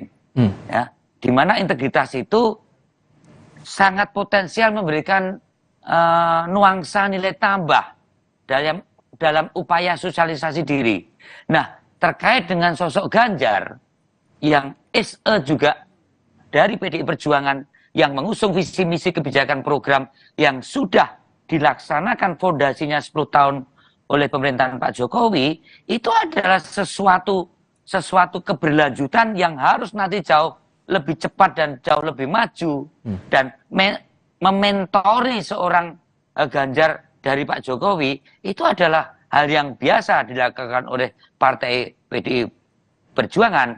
Tapi sekali lagi bahwa Ganjar adalah Ganjar, Pak Jokowi adalah Pak Jokowi, Bu Mega adalah Bu Mega, dan Mbak Puan adalah Mbak Puan. Ini adalah satu yang unik, mempunyai kekhasan masing-masing dan punya integritas, di mana integritas itu merupakan potensi yang luar biasa kalau itu memberikan suatu, karena itu akan memberikan suatu nilai tambah bahwa mainstream berpikir Indonesia sentris, fondasi 10 tahun dengan industri 4.0 untuk mewujudkan Pancasila dalam ideologi yang teknokratik dengan pluralisme, dengan kebinekaan yang 10 tahun ini dijalankan oleh Pak Jokowi, itu adalah satu yang sangat niscaya untuk seorang Ganjar, di mana Pak Jokowi adalah sebagai seorang mentor. Saya kira itu, Pak. Jadi nggak perlu effort terlalu besar untuk segala kegiatan Jokowi, Ganjar harus nempel, harus ikut setiap saat begitu ya? Tidak sesederhana itu ya. Mau setiap hari ketemu atau tidak ketemu, itu adalah hal yang biasa karena terkait hal yang sangat fungsional. Tadi Mas Burhanuddin bicarakan, kalau Pak Prabowo frekuensinya lebih ketemu, lebih banyak kepada Pak Jokowi, ya karena ini menterinya gitu. Nah kalau Ganjar masalah sekarang gubernur, frekuensinya lebih jarang dari Pak Prabowo, tapi kadar hubungan menurut saya narasi-narasi besar pikiran Jokowi, Ganjar sangat paham betul, karena itu juga satu yang harus dilakukan Ganjar ke depan yang 10 tahun fondasi ini sudah dilaksanakan oleh Pak Jokowi. Oke. Menurut saya. Kalau kemudian dari pihak Gerindra menyatakan bahwa kedekatan antara Pak Prabowo dengan Presiden Jokowi ini hanya sebatas antara Presiden dengan Menteri, tapi di sisi lain kita juga lihat kan Bang Andre, ada spanduk bertebaran menunjukkan kedekatan antara Pak Prabowo dengan Presiden. Apakah ini bagian dari strategi juga sebetulnya untuk menempel Jokowi ini begitu menaikkan elektabilitas dari Pak Prabowo? Ya, baik Tisal. Sebelum masuk pertanyaan Tisal itu, saya ada yang belum selesai tadi ya. Boleh, silakan. Yang pertama, kalau bicara gagasan, semua orang tahu Pak Prabowo sudah menyampaikan gagasan sejak menjadi calon wakil presiden Bu Mega di 2009, di saat Mas Bimo itu menjadi tim suksesnya Pak Prabowo itu, yang mendampingi Pak Prabowo keliling Indonesia, itu salah satu tuh namanya Arya Bimo. Mas Bimo tuh tahu persis bagaimana Pak Prabowo punya gagasan-gagasan besar untuk memimpin Indonesia. Dan itu juga disampaikan oleh Pak Prabowo di Pilpres 2014 dan Pilpres 2019. Dan Pak Prabowo adalah tokoh yang bersaing ketat dengan Pak Jokowi, ya. Jadi kalau ada orang yang bilang seakan-akan menyindir Pak Prabowo nggak punya gagasan, ya orang itu tidak berkaca dengan sejarah. Itu satu. Lalu yang kedua, soal kedekatan Pak Prabowo dan Pak Jokowi itu hal yang wajar. Pak Prabowo ini adalah menterinya Pak Jokowi. Pak Jokowi itu Presiden Republik Indonesia. Pak Prabowo adalah menteri atau pembantu presiden yang tentu ditugaskan oleh presiden. Tentu berkewajiban Pak Prabowo untuk selalu melaporkan perkembangan dari tugas-tugas yang diberikan oleh presiden kepada beliau. Tentu secara berkala beliau bertemu. Secara berkala beliau mengadakan diskusi dan memberikan laporan kepada presiden. Hal yang wajar kalau Pak Prabowo secara rutin bertemu dengan presiden, gitu loh. Nah, kalau dibilang, dan Pak Prabowo juga menyampaikan dalam acara dengan asosiasi kepala desa yang kemarin, ya Pak Prabowo sampaikan, saya tidak akan malu-malu untuk menyampaikan bahwa saya melihat bahwa kepemimpinan Pak Jokowi itu berhasil. Itu yang pertama. Yang kedua, saya tidak akan malu-malu untuk menyampaikan bahwa saya akan melanjutkan kepemimpinan Pak Jokowi yang berhasil itu, gitu loh. Apakah salah Pak Prabowo sebagai menteri Pak Jokowi melihat Pak Jokowi serius bekerja keras untuk bangsa ini, beliau ingin menyampaikan hal itu, gitu loh. Oke. Kan hal yang tidak salah kan?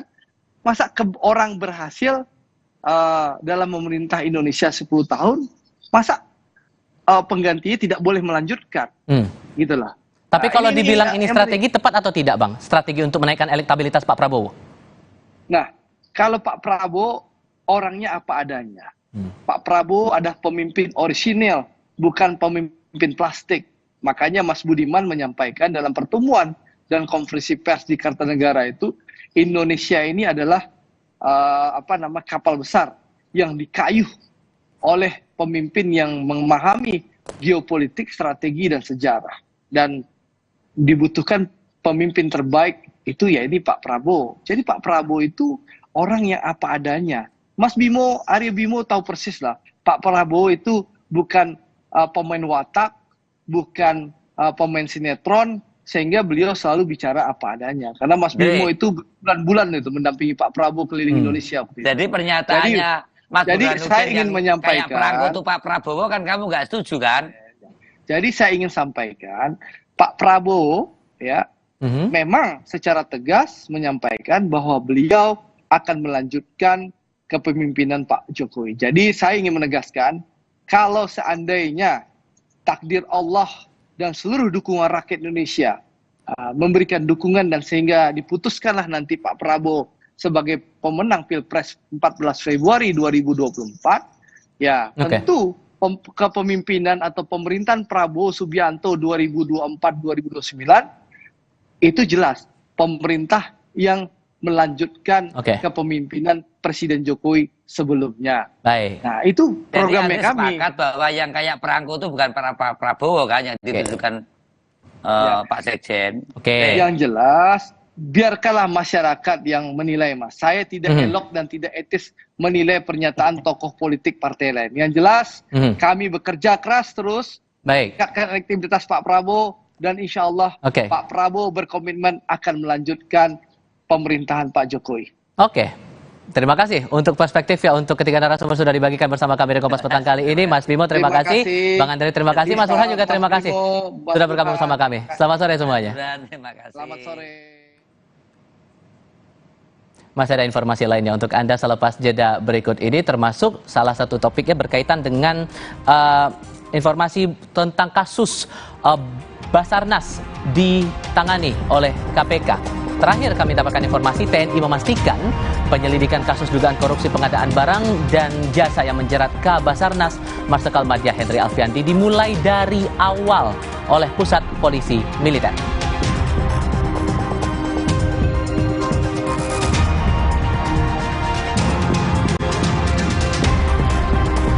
Sorotan pada kasus lainnya, saudara, keluarga Bribda Ignatius Dwi Frisco Sirage, anggota Densus 88 yang diduga tertembak seniornya, meminta tersangka penembakan ditunjukkan ke publik.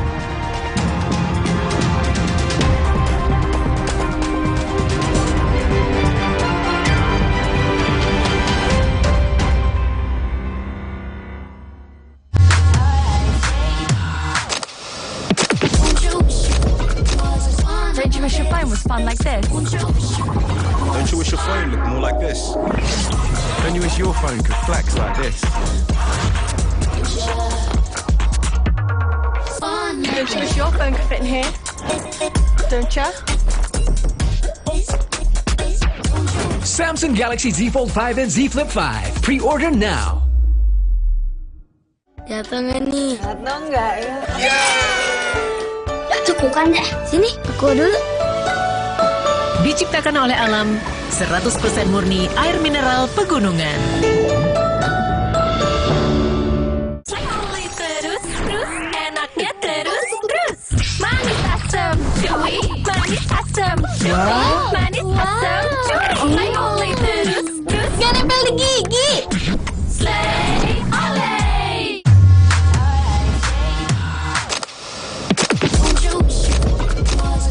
Don't you wish your phone was fun like this? Don't you wish your phone looked more like this? Don't you wish your phone could flex like this? Don't you wish your phone could fit in here? Don't you? Samsung Galaxy Z Fold 5 and Z Flip 5. Pre-order now. Dia cerita ke saya, kenapa setiap minum dingin, saya merasa ngilu. Itu semua karena memang dia memiliki kondisi gigi sensitif. Ada kemungkinan kondisi ini akan semakin memburuk. Saya merekomendasikan Sensodyne, teruji secara klinis untuk menenangkan gigi yang sedang ngilu, dan memberikan perlindungan hingga 24 jam. Sehingga kamu tidak perlu ragu lagi untuk mengonsumsi makanan dan minuman yang kamu suka. Ini sangat bagus.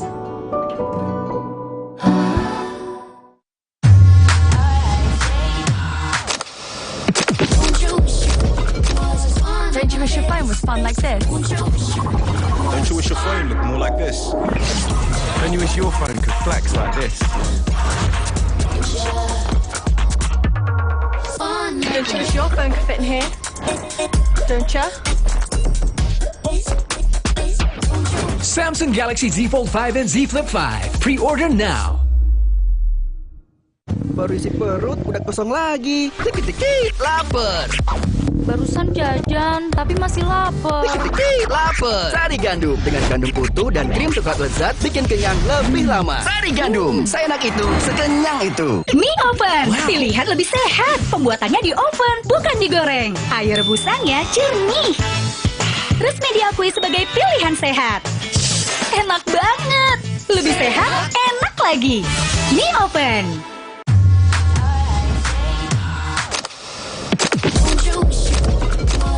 Don't you wish your phone was fun like this? Don't you wish your phone looked more like this?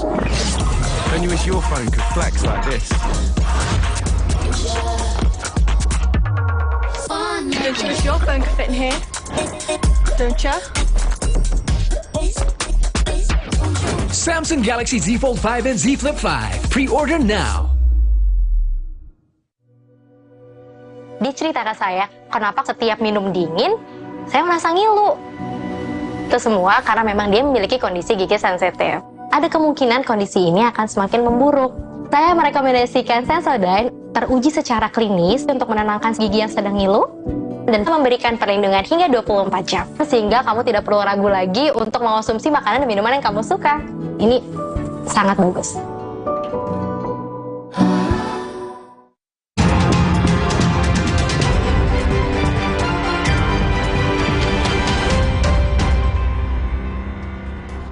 Menjawab soal kelanjutan status tersangka Kabasarnas Marsikal Madya Henry Alfiandi, TNI mengatakan penyelidikan kasus dugaan korupsi pengadaan barang dan jasa Basarnas akan dimulai dari awal oleh Pusat Polisi Militer atau Puspom TNI. Dalam konfirmasi via sambungan telepon, Kepala Pusat Penerangan TNI Laksamana Muda Julius Wijoyono mengatakan proses penyelidikan kasus tetap menjunjung asas praduga tak bersalah kepada setiap pihak yang diperiksa. Beberapa kali Julius menegaskan semua pihak harus mematuhi aturan dan prosedur hukum yang berlaku. Sebelumnya, Komisi Pemberantasan Korupsi mengaku khilaf atas penanganan kasus Henry karena penetapan tersangkanya tidak dikoordinasikan dengan Puspom TNI. Dari serangan ke Puspom TNI, ya kan? Kalau dari serangan Puspom TNI, maka Puspom TNI berdasarkan LP tadi melakukan tindakan penyidikan dan seterusnya, berbeda terbukti baru tetapkan tersangka. Yang disebutkan dengan melanggar hukum, melanggar hukum itu adalah tadi belum ada proses seperti itu, kok tiba-tiba ditentukan tersangka. Dari mana alurnya? Oke, berarti bakal mulai dari awal lagi apa ya, kemungkinannya begitu ya? Dari Ya pasti.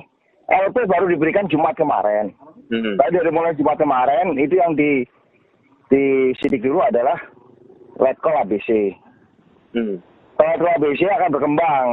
Kemana larinya uangnya dan sebagainya. Asas praduga tak bersalah itu harus ditekankan, dipakai bener, jangan ngawur. Di lain pihak, Ketua KPK Firly Bahuri menegaskan kegiatan operasi tangkap tangan, penyelidikan, penyidikan hingga penetapan para pelaku sebagai tersangka telah sesuai prosedur hukum dan mekanisme yang berlaku.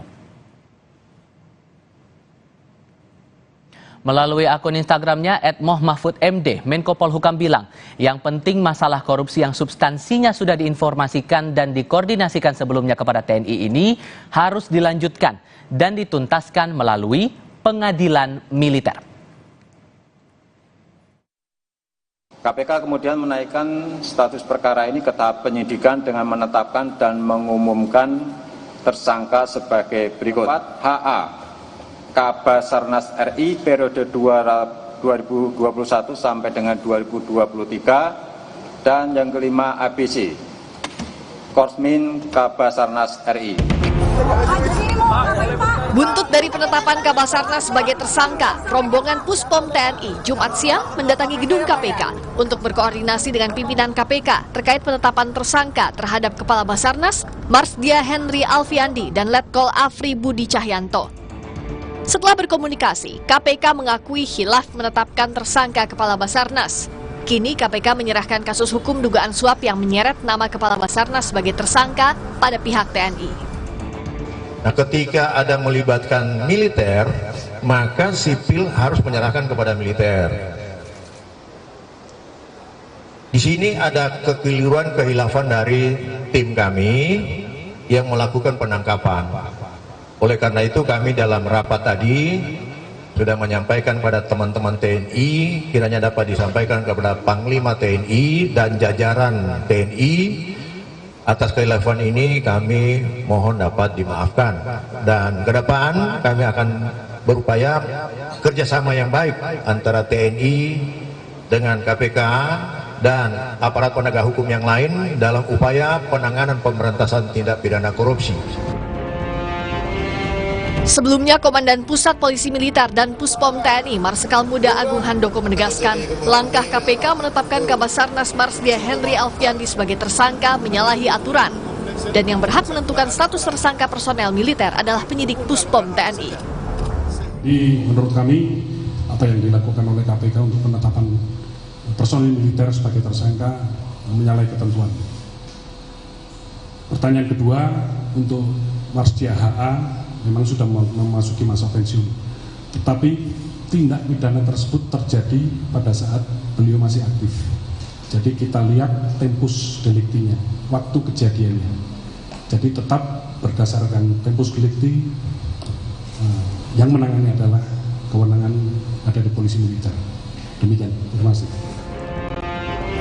Peneliti Pusat Kajian Anti Korupsi UGM Zainur Rohman mengkritisi KPK perlu bangun komunikasi kerjasama dengan POM TNI karena ada sipil dan militer terlibat dalam kasus itu, serta perlu dibentuk tim penyidik dan pengadilan koneksitas. Iya, tentu ini KPK perlu untuk membangun komunikasi dan kerjasama dengan baik khususnya dengan POM TNI. Kenapa? Karena ada pelaku dari kalangan sipil dan ada pelaku dari kalangan militer. Dalam hal ada penyertaan seperti ini, artinya tindak pidana dilakukan bersama-sama antara sipil dan militer, perlu dibentuk tim penyidik koneksitas, dan peradilannya pun harus peradilan koneksitas. Artinya dibentuk bersama-sama tim gabungan antara KPK dengan POM TNI. Demikian juga nanti jaksa dari KPK juga dengan auditor militer. Nah, Sebelumnya KPK mengatakan Kabasarnas Marsdia Henry Alfiandi diduga menerima uang total 88,3 miliar rupiah dari sejumlah vendor sebagai pelicin agar bisa memenangkan tender proyek pengadaan periode 2021-2023. Tim Liputan Kompas TV. Setelah proses hukum dugaan kasus korupsi terhadap Kabasarnas Marsikal Madya Henry Alfiandi diambil alih TNI, bagaimana kemudian status tersangka Kabasarnas Henry yang sempat diumumkan KPK? Benarkah ada kesalahan prosedur dalam penetapan tersangka terhadap Kabasarnas? Kami ulas bersama pengamat hukum yang juga dosen Sekolah Tinggi Hukum Indonesia Jentera, Bivitri Susanti, dan mantan penyidik Komisi Pemberantasan Korupsi Yudi Purnomo. Mbak Fitri, Mas Yudi, selamat sore, apa kabar? Selamat sore, alhamdulillah baik. Terima kasih semuanya sudah bergabung. Mbak Fitri, satu pertanyaan sederhana. Jadi kalau menurut Anda, ada salah prosedurkah di sini? Sebenarnya dasarnya sih tidak ya. Karena kita harus ingat ada pasal 42 tuh, Undang-Undang KPK. Yang intinya bilang bahwa KPK mengkoordinasikan dan mengendalikan penyelidikan, penyidikan, dan penuntutan tindak pidana korupsi yang dilakukan bersama-sama oleh orang yang tunduk pada peradilan militer dan peradilan umum. Jadi intinya kan tindak pidananya itu tindak pidana dalam konteks peradilan umum. Siapa saja bisa melakukan. Nah memang soalnya adalah kita itu masih punya peradilan militer. Ini memang anomali, unik, dan ini adalah sisa atau kalau boleh saya sebut beban sejarah. Kita masih punya peradilan militer sehingga kalau pelakunya ada yang anggota TNI, maka memang biasanya akan dibentuk yang tadi sudah disebutkan oleh peneliti Pukat, namanya kalau ada penyertaan begitu ya, itu namanya ada tim koneksitas. Jadi ada sipilnya, ada militernya. Nah, tapi karena tindak pidananya tindak pidana korupsi, ini kan bukan nggak ada urusan dengan militer. Kan jabatannya sebenarnya juga jabatan sipil Kabasarnas ya. Jadi ada lazim saja dan sesuai dengan Undang-Undang Tipikor untuk dilaksanakannya pada pokoknya dikoordinasikan oleh KPK. Nah, tapi saya perlu menyebutkan karena kondisi peradilan militer tadi biasanya akan ada koordinasi lah, ada dalam eksposenya biasanya sudah ada koordinasi, kemudian dalam penetapan tersangka ada koordinasi dan lain sebagainya. Dan saya kira di sini ada sedikit miskomunikasi. Tapi saya harus beri catatan, menurut saya KPK tidak sepatutnya juga minta maaf. Gitu ya, poin saya di situ minta maafnya itu. Kenapa? Karena sebenarnya ia tengah menjalankan tugasnya dan kalau memang ada hal-hal yang harus dijernihkan dan setahu saya juga sudah direncanakan akan dibuat tim penyidik koneksitas ini, ya seharusnya langsung jalankan saja karena kita harus berpegang pada ini tindak pidananya apa. Karena dalam Undang-Undang Peradilan Militer pun sebenarnya sudah jelas tuh. Kalau yang terkait dengan tindak pidana yang ada kaitannya dengan sipil, maka yang digunakan adalah mekanisme di peradilan umum. Sekalipun status orang yang terlibat di sini jabatannya masih anggota aktif TNI, tapi jabatan di struktur sipil, maka peradilan militer jadi tidak tepat menurut Anda, begitu? Secara undang-undang peradilan militer bilangnya begitu. Bahwa harus ada koordinasi karena kita punya undang-undang peradilan militer, ya. Tindak pidananya, tapi ini bukan tindak pidana dalam konteks militer. Oke, kalau menurut Anda, Mas Yudi, sebagai mantan penyidik KPK, siapa yang patut bertanggung jawab untuk mengusut kasus ini sebetulnya? Ya tentu saja pimpinan KPK. Ingatlah bahwa OTT itu bukan artinya penyelidik bergerak sendiri ya. Itu ada proses awalnya, dimulai dari adanya laporan dari masyarakat bahwa di suatu instansi ada penyelenggara negara yang akan menerima suap. Disitulah kemudian melapor kepada pimpinan KPK dan dibuat surat perintah penyelidikan. Ya, ketika pimpinan KPK setuju, surat perintah penyelidikan ini dasarnya. Sehingga di situ ya pimpinan KPK sudah mengetahui bahwa ada calon penyelenggara negara, ya kan, yang istilahnya di suatu instansi yaitu Basarnas ya yang diduga akan menerima, dan di situ kan profilnya jelas disebutkan siapa calonnya, yang akan menerima suap dan sebagainya. Nah kemudian ketika tim pun turun ke lapangan ya ataupun menyadap ataupun merekam pembicaraan, pasti selalu memberikan progress reportnya kepada atasannya, ya tentu saja secara berjenjang akan melaporkan kepada atasannya lagi hingga kepada pimpinan. Dan ketika ditangkap ya itu sudah jelas gitu kan, barang buktinya ada, pelakunya ada, kemudian perkaranya ada, yaitu pengadaan barang dan jasa, sehingga tidak bisa lagi mereka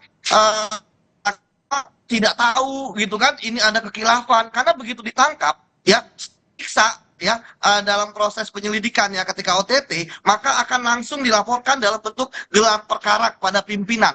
Di situ semua disampaikan apa barang buktinya, berapa miliar uangnya, ya siapa saja yang terlibat, siapa saja yang menjadi saksi, ya yang kemudian dokumen-dokumen apa yang didapatkan, yang akhirnya nanti di forum ekspos itu yang hadir adalah penyelidik, penyidik, penuntut, ya kemudian ada direkturnya, ya direktur penyelidikan, penyidikan, penuntutan, deputi penindakan, dan ada pimpinan. Itu ahli hukum semua. Dan di situ ya ada perdebatan biasanya yang form di situ ya ketika statusnya naik ke penyidikan, maka akan ditemukan siapa itu akan ada tersangkanya seperti itu. Jadi kalau saya melihat tidak ada yang salah gitu kan. Ingat loh, ada dua hal yang penting di sini, yaitu masalah formil, ada perdebatan, itu bisa kita ini kan lah. Tapi ingat yang paling penting adalah materialnya, yaitu tindak pidana korupsinya. Jangan sampai perdebatan kita masalah minta maaf, masalah menyalahkan penyelidik, tidak buyar semua. Ingat, KPK sudah menetapkan pemberi, ya kan? Setiap penerimanya aja, tidak mungkin kejahatan suap menyuap, ada pemberi, tidak ada penerima. Seperti itu. Dari pihak TNI sudah datang kemarin ke KPK meminta konfirmasi audiensi, sampai pada akhirnya terakhir saya menerima kabar dari pihak TNI, dari Kapuspen TNI langsung, bahwa proses penyelidikannya Mbak Fitri akan ditangani Puspom dari awal. Jadi akan proses penyelidikan dari awal. Jadi menurut Anda bagaimana itu kemudian? Setelah sebelumnya KPK sudah menetapkan tersangka ke Basarnas. Ya, saya kira ini patut disayangkan ya. Ada dua hal nih Mas yang perlu kita bongkar. Yang pertama itu asumsi publik barangkali ya, makanya pemirsa semua harus dijernihkan dulu nih. Yang namanya OTT itu bukan yang nggak sengaja terus nangkep orang. OTT itu seperti dijelaskan oleh Mas Yudi barusan, itu prosesnya panjang. Jadi pimpinan itu nggak mungkin nggak tahu bahwa ada seorang yang punya keanggotaan militer itu akan di OTT gitu ya. Dan kemudian juga yang harus diketahui, dari diskusi yang sudah kami lakukan dalam beberapa forum tertutup, sebenarnya juga sudah ada koordinasi dengan pihak TNI. Nah, tapi ada sedikit miskomunikasi kemudian yang terjadi. Nah, kemudian yang kedua, kita juga harus jernihkan di kepala kita bahwa tidak boleh ada pihak-pihak atau kelompok di NKRI ini yang kebal hukum. Ya, artinya betul bahwa dia anggota TNI harus ada prosedur tersendiri, tapi bukan berarti ia jadi tidak boleh disentuh oleh aparat penegak hukum biasa. Nah, jadi saya kira patut disayangkan seandainya diulang dari awal. Tapi yang saya dengar memang akan dibentuk dan ini lazim dilakukan yang namanya tim koneksitas tadi. Jadi akan ada tukar menukar barangkali ya alat bukti dan bangunan kasusnya dan lain sebagainya. Sehingga kalau dikatakan dari awal, saya kira tidak akan betul-betul dari nol, tapi seperti saya katakan tadi, sesungguhnya TNI juga bukannya belum tahu sama sekali tuh kalau dari diskusi yang sudah kami lakukan. Karena OTT itu tidak tiba-tiba nangkep orang begitu ya, tidak seperti itu. Pasti ada prosedur pendahuluannya. Jadi jawaban singkatnya untuk pertanyaan saya ini Mbak Fitri, untuk penetapan tersangka oleh KPK ini tidak bisa langsung digugurkan ya? Singkat saja, iya atau tidak? Penetapan tersangka oleh KPK, saya kira dalam konteks kesalahan prosedur bisa ada tindakan hukum yang dilakukan. Baik, Mas Yudi, dengan polemik ini mungkin Anda mendapatkan informasi juga dari teman-teman penyidik yang masih berada di KPK. Apa respon dari teman-teman penyidik soal ini?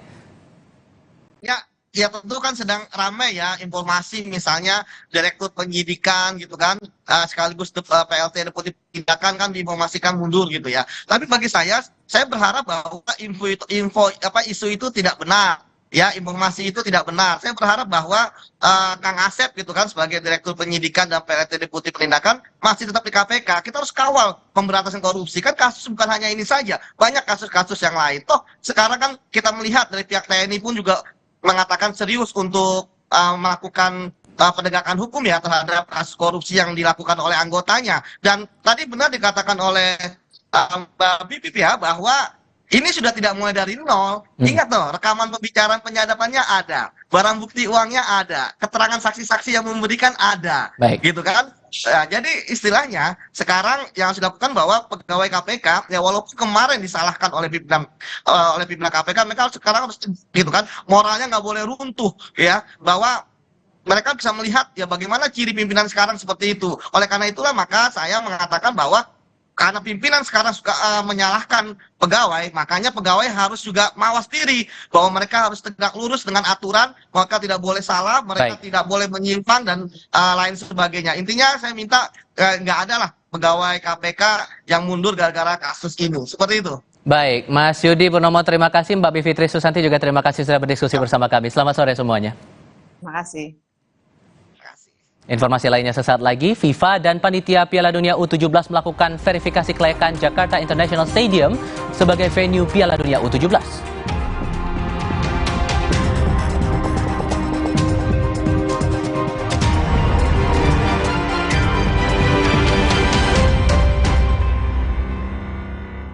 Terus, enaknya terus. Manis asam, cuy. Manis asam, cuy. Manis asam, cuy. Oleh terus. Gak nempel di gigi. Slay, oleh. Telkomsel One, layanan internet dan hiburan untuk di mana saja. Wi-Fi rumah dan kuota HP jadi satu layanan. Koneksi mulus tak terputus dengan Telkomsel One. Jatuh nggak nih? Jatuh nggak ya? Cukukan deh. Sini, aku dulu. Diciptakan oleh alam, 100% murni air mineral pegunungan. Perhatian, beli better bisa gratis better lagi. Yeay, dapat better lagi. Gue mau tuker dong. Semua di sana. Buruan beli, bisa gratis better lagi.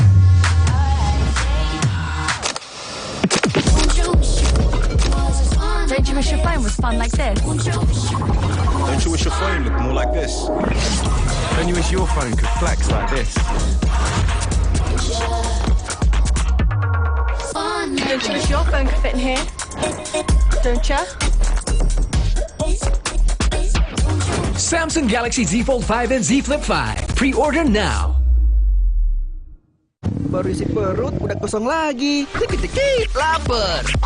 Barusan jajan, tapi masih lapar. Dikit-dikit, lapar. Sari Gandum dengan gandum utuh dan krim coklat lezat bikin kenyang lebih lama. Sari Gandum, seenak itu, sekenyang itu. Mie oven, pilihan lebih sehat. Pembuatannya di oven, bukan digoreng. Air rebusanya jernih. Resmi diakui sebagai pilihan sehat. Enak banget. Lebih sehat, enak lagi. Mie oven. Tiap hari keluargaku kena panas yang bikin gerah, keringetan, dan bau badan. Mereka perlu yang seger. Mandi pakai Dettol. Segarnya mint dan jeruk yuzu. Berikan sensasi 5 derajat lebih dingin. Dan lindungi dari kuman penyebab bau badan. Dettol, perlindungan dengan sensasi 5 derajat lebih dingin.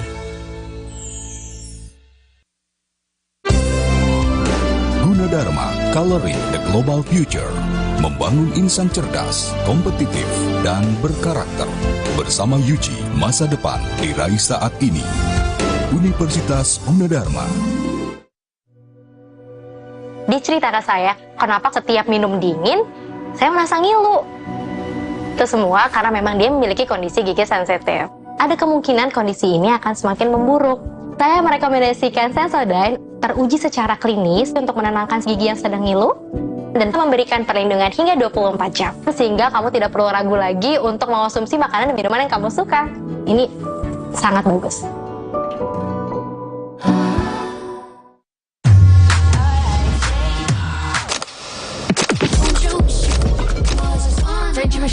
fun like this. Don't you wish your phone looked more like this? Don't you wish your phone could flex like this? Don't you wish your phone could fit in here? Don't you? Samsung Galaxy Z Fold 5 and Z Flip 5. Pre-order now.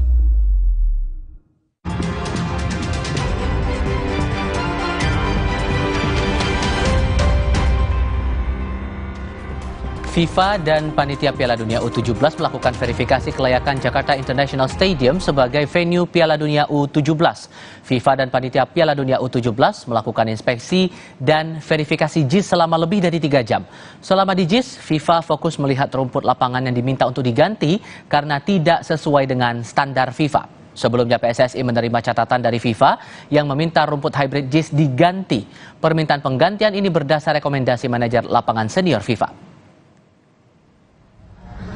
Setelah meninjau JIS, FIFA dan Panitia Piala Dunia U17 langsung menuju ke Kompleks Gelora Bung Karno, Jakarta Pusat.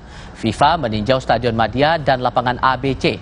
Menurut rencana, 2 lokasi ini akan digunakan sebagai area latihan peserta Piala Dunia U17.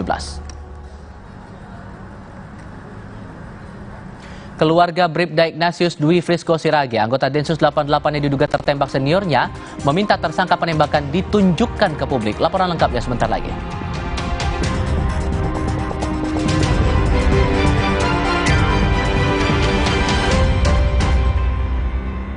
Telkomsel One, layanan internet dan hiburan untuk di mana saja. Wi-Fi rumah dan kuota HP jadi satu layanan. Koneksi mulus tak terputus dengan Telkomsel One. Sikat gigi dengan sudut tepat bisa cegah mulut dan gusi luka. Sekarang aku pakai sikat gigi Sistema. Baru Sistema 9 Degree, hasil penelitian dari Oral Care nomor 1 di Jepang. Sudut 9 derajat dan layar sikat lebih panjang, menyikat gigi lebih nyaman tanpa melukai mulut. Cuma sikat gigi Sistema dengan 3S. Bulu sikatnya super tipis, total membersihkan, lembut di gusi sensitif. Pakai sikat gigi Sistema 9 Degree. Better design, deeper clean. Sistema. Banyak minum, bantu bikin ASI lancar. Makanya aku aqua dulu. Jatuh nggak nih? Jatuh nggak ya? Cukup kan deh. Sini, aqua dulu. Diciptakan oleh alam, 100% murni air mineral pegunungan. Apapun aktivitasmu, aqua dulu.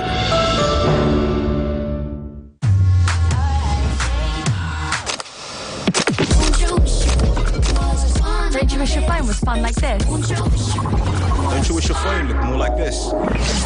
Don't you wish your phone could flex like this? Don't you wish your phone could fit in here? Don't you? Samsung Galaxy Z Fold 5 and Z Flip 5. Pre-order now. Diceritakan saya, kenapa setiap minum dingin, saya merasa ngilu.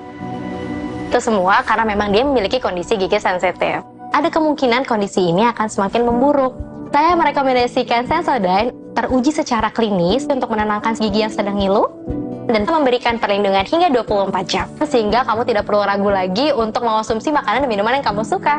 Ini sangat bagus.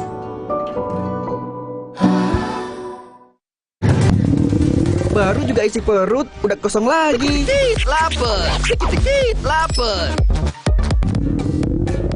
Perasaan udah makan, kok masih dikit lapar, dikit lapar. Barusan jajan, tapi masih lapar. Dikit lapar. Umur-umur segini emang dikit-dikit lapar. Sari Gandum dengan gandum utuh dan krim coklat lezat bikin kenyang lebih lama. Dikit-dikit. Roma Sari Gandum. Seenak itu, sekenyang itu. Buat gue, cuma ada satu kecap. Kecap sedap kedelai hitam spesial. Hitam kecapnya pekat, ngebersih mulut, lumer di lidah. Lebih kental, lebih wangi, sedap. Wilgos approve. Kecap sedap kedelai hitam spesial. Looks good, tastes good. Dari Wings Food. Diceritakan saya, kenapa setiap minum dingin, saya merasa ngilu. Itu semua karena memang dia memiliki kondisi gigi sensitif. Ada kemungkinan kondisi ini akan semakin memburuk. Saya merekomendasikan Sensodyne teruji secara klinis untuk menenangkan gigi yang sedang ngilu dan memberikan perlindungan hingga 24 jam. Sehingga kamu tidak perlu ragu lagi untuk mengonsumsi makanan dan minuman yang kamu suka. Ini sangat bagus.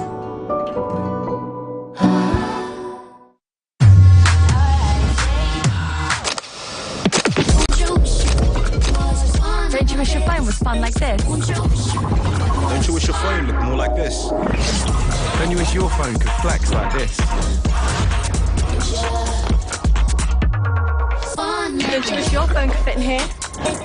Don't you?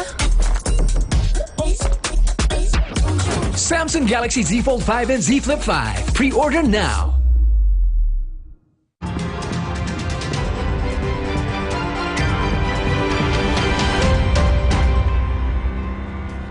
Keluarga Bribda Ignatius Dwi Frisco Sirage, anggota Densus 88 yang diduga tertembak seniornya, meminta tersangka penembakan ditunjukkan ke publik. Keluarga meminta kasus dibuka terang benderang. Keluarga Bribda Ignatius Dwi Frisco Sirage tidak puas meski polisi sudah menetapkan 2 tersangka dalam kasus dugaan tertembak seniornya. Keluarga meminta 2 tersangka itu dihadirkan ke publik. Keluarga juga meminta diusut soal kemungkinan tersangka ketiga berdasar keterangan Densus 88 yang sempat menyebut pelaku terdiri dari 3 orang. Kalau bisa pelaku atau tersangka yang bertiga ini, keluarga kami meminta untuk ditampilkan pada media agar mereka juga bisa mengenal dan melihat si pelaku ini. 2 pelaku sudah ditetapkan sebagai tersangka, tetapi satunya belum, dan kami juga Peristiwa lainnya, tim SAR gabungan terus berupaya mengevakuasi 8 penambang yang terjebak dalam lubang galian tambang emas di Banyumas, Jawa Tengah. Setelah pencarian hari keempat, tim SAR gabungan baru dapat masuk sedalam 20 meter pada lubang sumur tempat 8 penambang terjebak. Tidak mudah bagi tim SAR untuk masuk ke dalam lubang galian tambang karena kondisi sempit dan jalan posisi galian yang vertikal dan horizontal. Diduga ke-8 penambang yang berasal dari Bogor, Jawa Barat ini terjebak dalam lubang sedalam 70 meter selama 4 hari. Berita lainnya sesaat lagi, seorang anak balita terjebak dalam sebuah mobil yang terkunci di Muna, Sulawesi Tenggara. Polisi memecahkan kaca mobil untuk membuka pintu dan menyelamatkan balita.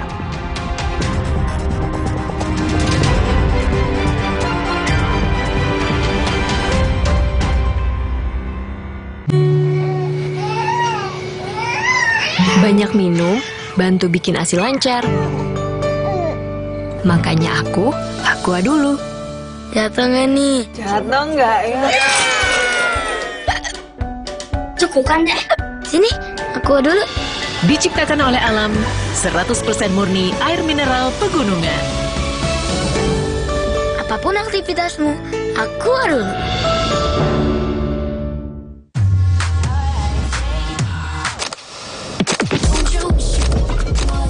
Don't you wish your phone was fun like this? Don't you wish your phone looked more like this?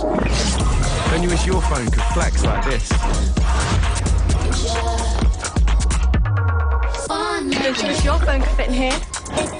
Don't you?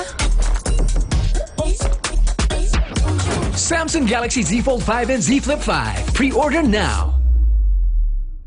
Terus, enaknya terus. Manis asam, cuy. Manis asam, cuy. Manis asam, cuy. Slay terus. Gak nempel di gigi. Slay, olay.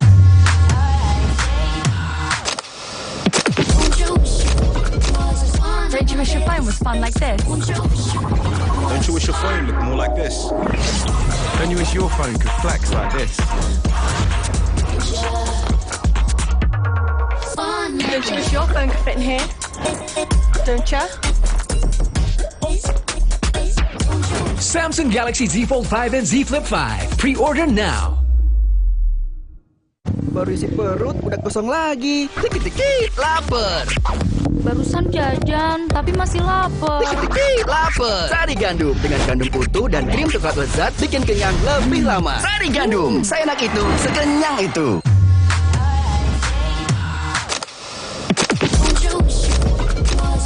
Don't you wish your phone was fun like this? Don't you wish your phone looked more like this? Don't you wish your phone could flex like this? Don't you wish your phone could fit in here? Don't you? Samsung Galaxy Z Fold 5 and Z Flip 5. Pre-order now. Sikat gigi dengan sudut tepat bisa cegah mulut dan gusi luka. Sekarang aku pakai sikat gigi Sistema. Baru Sistema 9 Degree, hasil penelitian dari Oral Care nomor 1 di Jepang. Sudut 9 derajat dan layar sikat lebih panjang, menyikat gigi lebih nyaman tanpa melukai mulut. Cuma sikat gigi Sistema dengan 3S, bulu sikatnya super tipis, total membersihkan, lembut di gusi sensitif. Pakai sikat gigi Sistema 9 Degree, better design, deeper clean. Sistema. Telkomsel One, layanan internet dan hiburan untuk di mana saja. Wi-Fi rumah dan kuota HP jadi satu layanan. Koneksi mulus tak terputus dengan Telkomsel One. Terus, enaknya terus. Manis asam, cuy. Manis asam, cuy. Manis asam, cuy. Oleh terus. Gak nempel di gigi. Slay, oleh.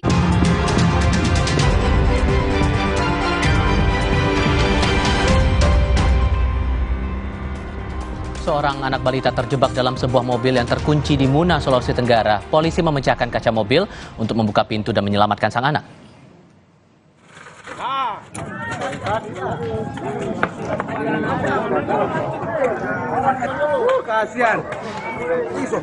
Anak ini terkunci dalam mobil minibus seorang diri selama setengah jam karena kelalaian orang tua yang meninggalkan anaknya dalam mobil saat berbelanja. Mobil terkunci otomatis dari dalam dan orang tua tak bisa mengambil kunci cadangan karena rumah yang jauh. Polisi dibantu warga akhirnya memecahkan kaca mobil untuk menyelamatkan sang anak.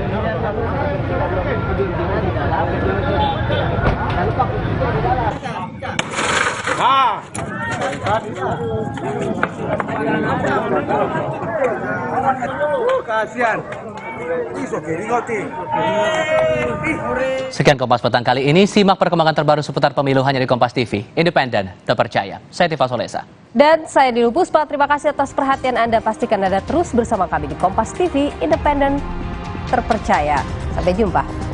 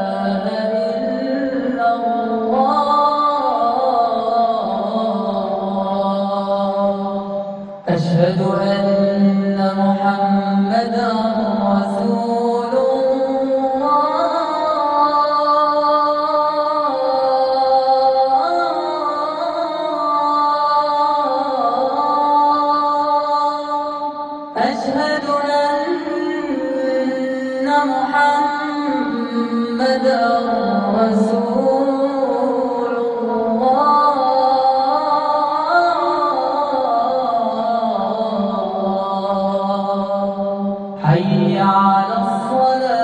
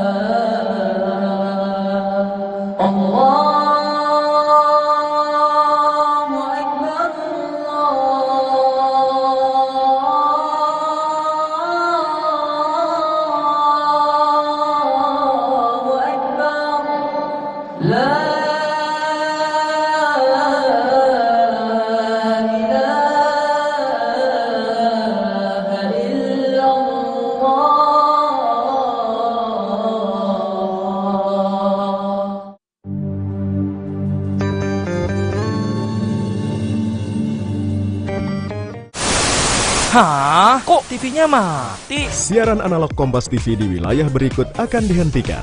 Beralihlah ke siaran digital Kompas TV dengan nomor frekuensi berikut. Dengan siaran digital, Anda dapat menikmati program-program Kompas TV dengan lebih tajam dan jernih. Info lengkap, klik Kompas TV/pindah ke digital. Ayo, masuki era digital bersama Kompas TV. Bertikai lantaran tak dipinjami uang, seorang pria di Kabupaten Bogor, Jawa Barat tega melukai kawannya sendiri hingga tewas. Dari situ dia nendang perut saya, Kak. Perut saya ditendang, saya terpental. Pertama baku hantam, badan saya kan kecil ya, dia gede. Saya kalah, terpental, saya ke dekat tempat naro pisau sama garpu di sweater.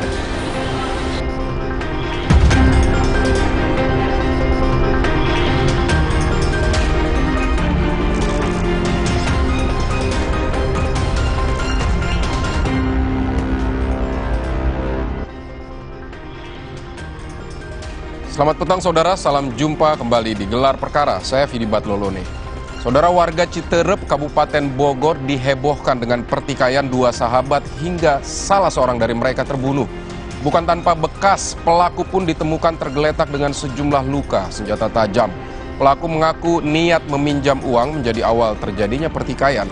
Namun pelaku bersikeras pembunuhan yang dilakukannya semata membela diri, menjadi korban pertikaian. Lantas bagaimana perkara lengkapnya? Kami akan kupas dalam Gelar Perkara pekan ini. Duel maut teman sejawat.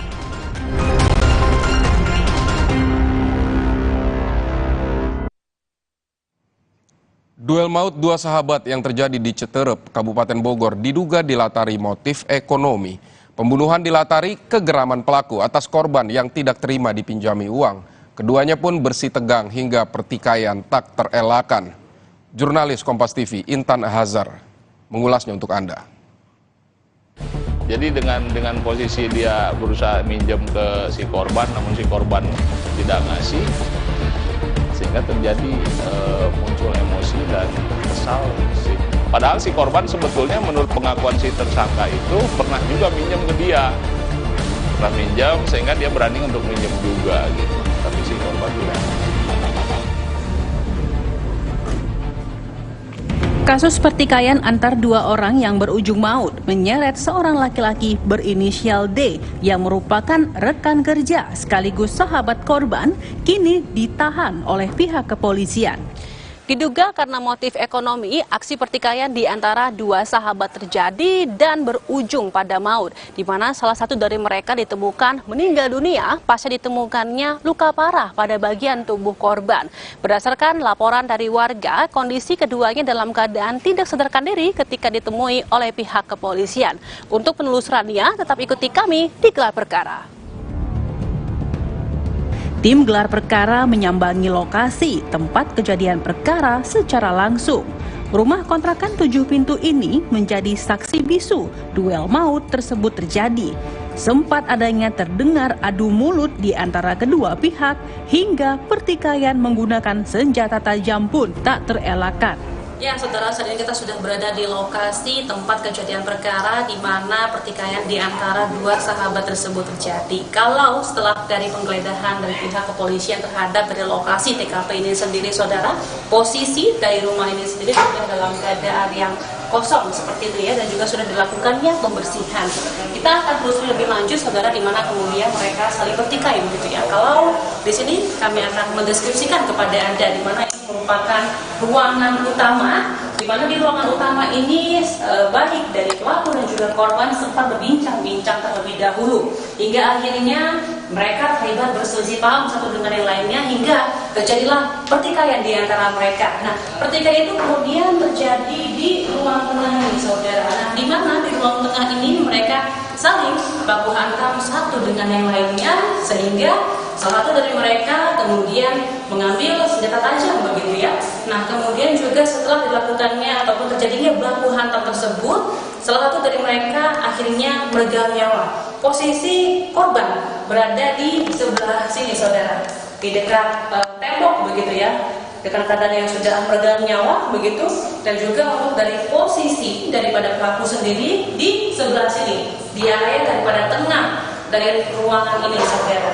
Nah, kemudian setelah dari pertikaian tersebut terjadi, sebelumnya sempat dilerai oleh adik ipar korban untuk kemudian menengahi pertengkaran ini.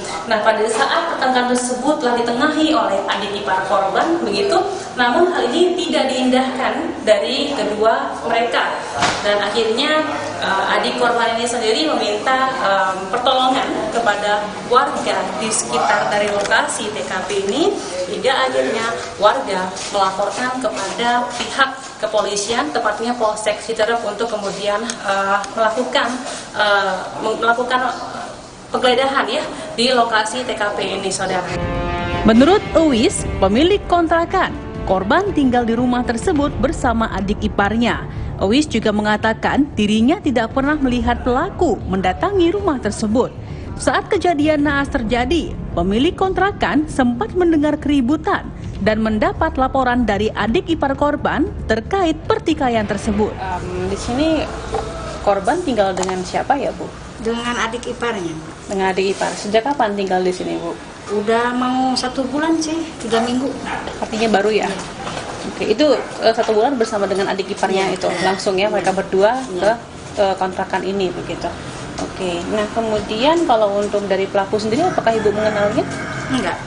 Enggak pernah mengenal? Enggak pernah mengenal ya? Dan untuk dari hubungan korban dengan tetangga sekitar ini bagaimana, Ibu?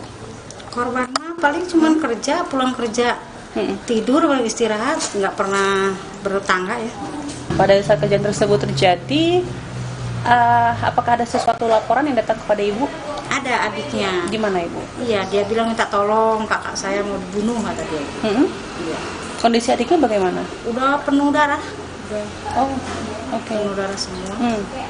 Lantas bagaimana, Ibu? Apakah ada yang menolong dari pihak warga dan lain-lain? Nggak ada, cuman kita nunggu dari pihak polisi aja. Kita lapor dulu ke Polsek sama hubungin warga. Udah gitu. Oh, berarti emang langsung lapori kepada Polsek begitu soalnya ya? nggak ada yang berani juga masuk. Tapi memang terdengar keributan di dalam? Iya. Terdengar keributan? Sebelumnya gitu. Tim gelar perkara menyambangi Polsek Citerep. Lokasi pelaku ditahan pihak kepolisian. Kini status pelaku telah resmi dinyatakan sebagai tersangka oleh pihak kepolisian. Pelaku mengaku kejadian tersebut terjadi secara tiba-tiba tanpa perencanaan tatkala pelaku ingin meminjam uang kepada korban. Pelaku mengaku korban melakukan kekerasan fisik kepada dirinya yang menyebabkan dirinya gelap mata dan mengambil senjata tajam yang dipergunakan untuk keperluan bekerja dan menyerang korban. Pada saat itu almarhum lagi dikontrakan, kata kasirnya almarhum. Dari situ saya ke kosannya dia. Saat itu ada ponakan sama almarhum berdua. Saya berhenti di situ, ngobrol-ngobrol masalah kerjaan, masalah apa semuanya. Lanjut saya minta bangunin ke ponakannya. Pada saat itu saya tertidur dan minta dibangunkan 10:30. Saat itu saya membangunkan almarhum. Mas, ya ada apa? Saya minjem uang dulu, kata saya, mau nutupin setoran yang hari kemarin. Berapa? 4 juta. Waduh, saya juga kurang ya. Kurang gede saya juga sama. Di situ tertidur lagi dia, si almarhum tuh tertidur lagi. Saya bangunkan lagi sekitar selang 10 menitan lah.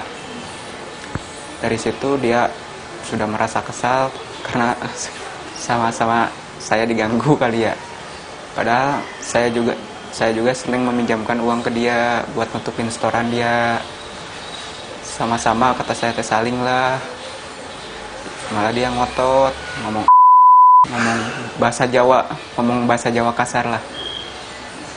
Dari situ dia nendang perut saya, Kak. Perut saya ditendang, saya terpental.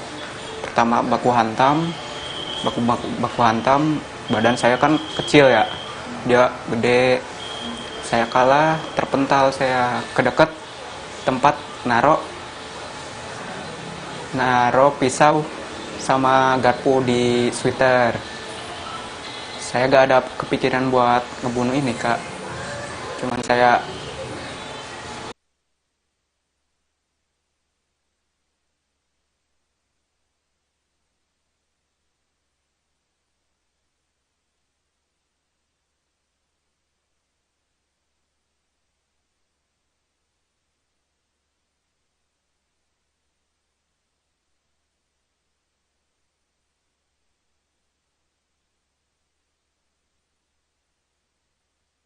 pisaunya sama dia saling tusuklah dari situ. Kami juga bertemu dengan Kepala Unit Reserse Kriminal Polsek Citerep, AKP Yayan Sofyan Suri, guna menelusuri lanjut kasus lebih dalam. Dirinya menerangkan kasus pembunuhan ini tidak teridentifikasi. Pembunuhan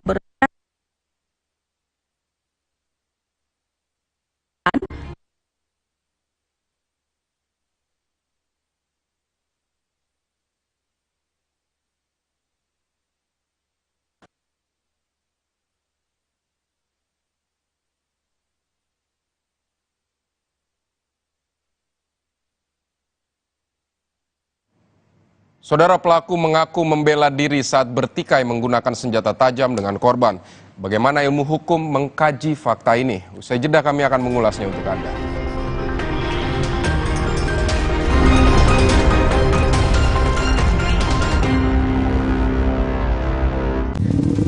Baru juga isi perut, udah kosong lagi. Lapar, lapar. Perasaan udah makan, kok masih lapar, lapar. Barusan jajan, tapi masih lapar. Lapar. Umur-umur segini emang dikit-dikit lapar. Sari gandum dengan gandum utuh dan krim coklat lezat bikin kenyang lebih lama. Dikit-dikit. Roma Sari Gandum, seenak itu, sekenyang itu.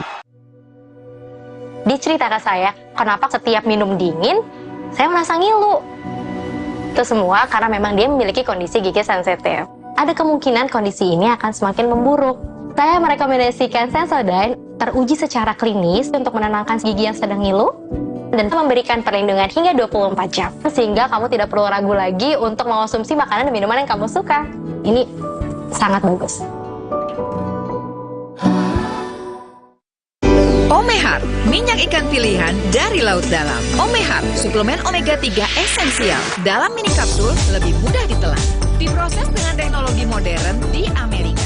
Bantu pelihara kesehatan tubuh kini dan nanti. Pak, ada kurma? Yakin cari kurma, Bu? Kan bukan Ramadan. Sari kurma Arab, yakin ada di Sari Kurma TJ. Baik diminum kapan aja. Dipanen di Arab, dikemas di Indonesia. Sari Kurma TJ, enak, halal, yakin. Fresh Care dipercaya masyarakat Indonesia. Panasnya nyaman. Aromanya fresh. Pilihanku insya Allah halal. Dan hangatnya selalu bikin fresh. Fresh Care. Fresh Care kini hadir dengan Fresh Care Press and Relax. Nyaman dipegang, ada kerokannya. Bisa ngerok, bisa ngeroll sampai belakang. Fresh Care Press and Relax bisa ngerock and roll. Ada yang baru nih, K-Natural White Jeju Lemon. Kamu gak salah kostum. Gak pede nih, kulitku jerawatan. Dengan Korean Rice Milk dan Jeju Lemon, brightening plus antibakterial. Kiawo, lawan bakteri body acne, kuang skin cerah, mulus terawat. Wah, kita cantik. Let's dance. by Jerawat. Let's get K-Natural White Jeju Lemon. Baru, glowing and healthy skin is yours. Mie oven, pilihan lebih sehat. Pembuatannya di oven, bukan digoreng. Air rebusanya jernih. Resmi diakui sebagai pilihan sehat. Enak banget. Lebih sehat, enak lagi. Mie oven.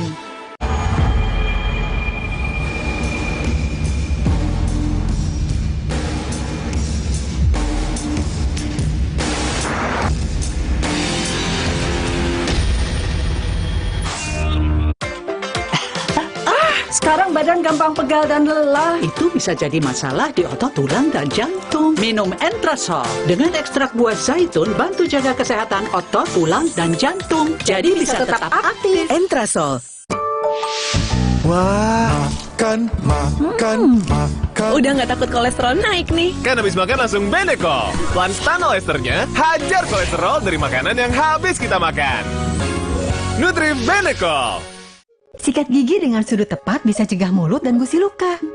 Sekarang aku pakai sikat gigi Sistema. Baru Sistema 9 Degree, hasil penelitian dari Oral Care nomor 1 di Jepang. Sudut 9 derajat dan layar sikat lebih panjang, menyikat gigi lebih nyaman tanpa melukai mulut. Cuma sikat gigi Sistema dengan 3S, bulu sikatnya super tipis, total membersihkan, lembut di gusi sensitif. Pakai sikat gigi Sistema 9 Degree, better design, deeper clean. Sistema.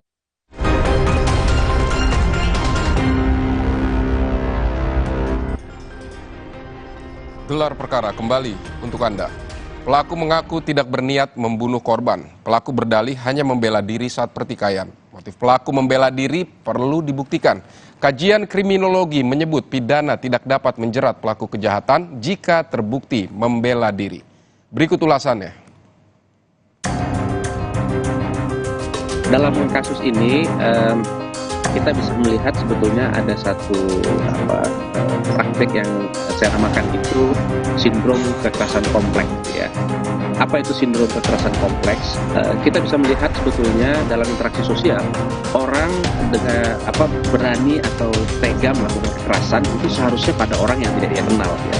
Nah, dalam kasus di Bogor ini menarik ya karena dia melakukan kekerasan pada orang yang dikenal.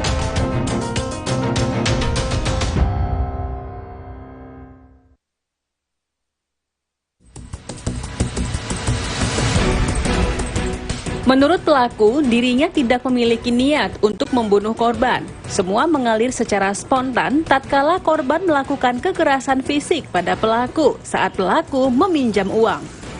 Menurut kriminolog Universitas Pajajaran, Ruli Herdita Ramadhani, pembelaan diri boleh dilakukan oleh orang yang telah terpojok dalam kondisi tertentu dan dibebaskan dari pidana. Namun, motif tersebut harus didalami untuk menentukan kualifikasi tindak pidana hingga menyebabkan seseorang meninggal. Berdasarkan keterangan daripada pelaku, sejam itu memang untuk keperluan lain, bukan untuk membunuh. Nah, tentu dalam hal ini untuk menentukan apakah ada unsur rencana atau tidak, nah gitu ya. Nah, tentu kan ini perlu adanya pendalaman, nah gitu ya. Nah, kemudian yang lebih penting dari itu, peran dari kepolisian berdasarkan perkembangan daripada hasil investigasi, penyelidikan, kemudian penyidikan adalah menentukan kualifikasi delik. Ya. Ini merupakan delik apa, tindak pidana apa, nah gitu ya.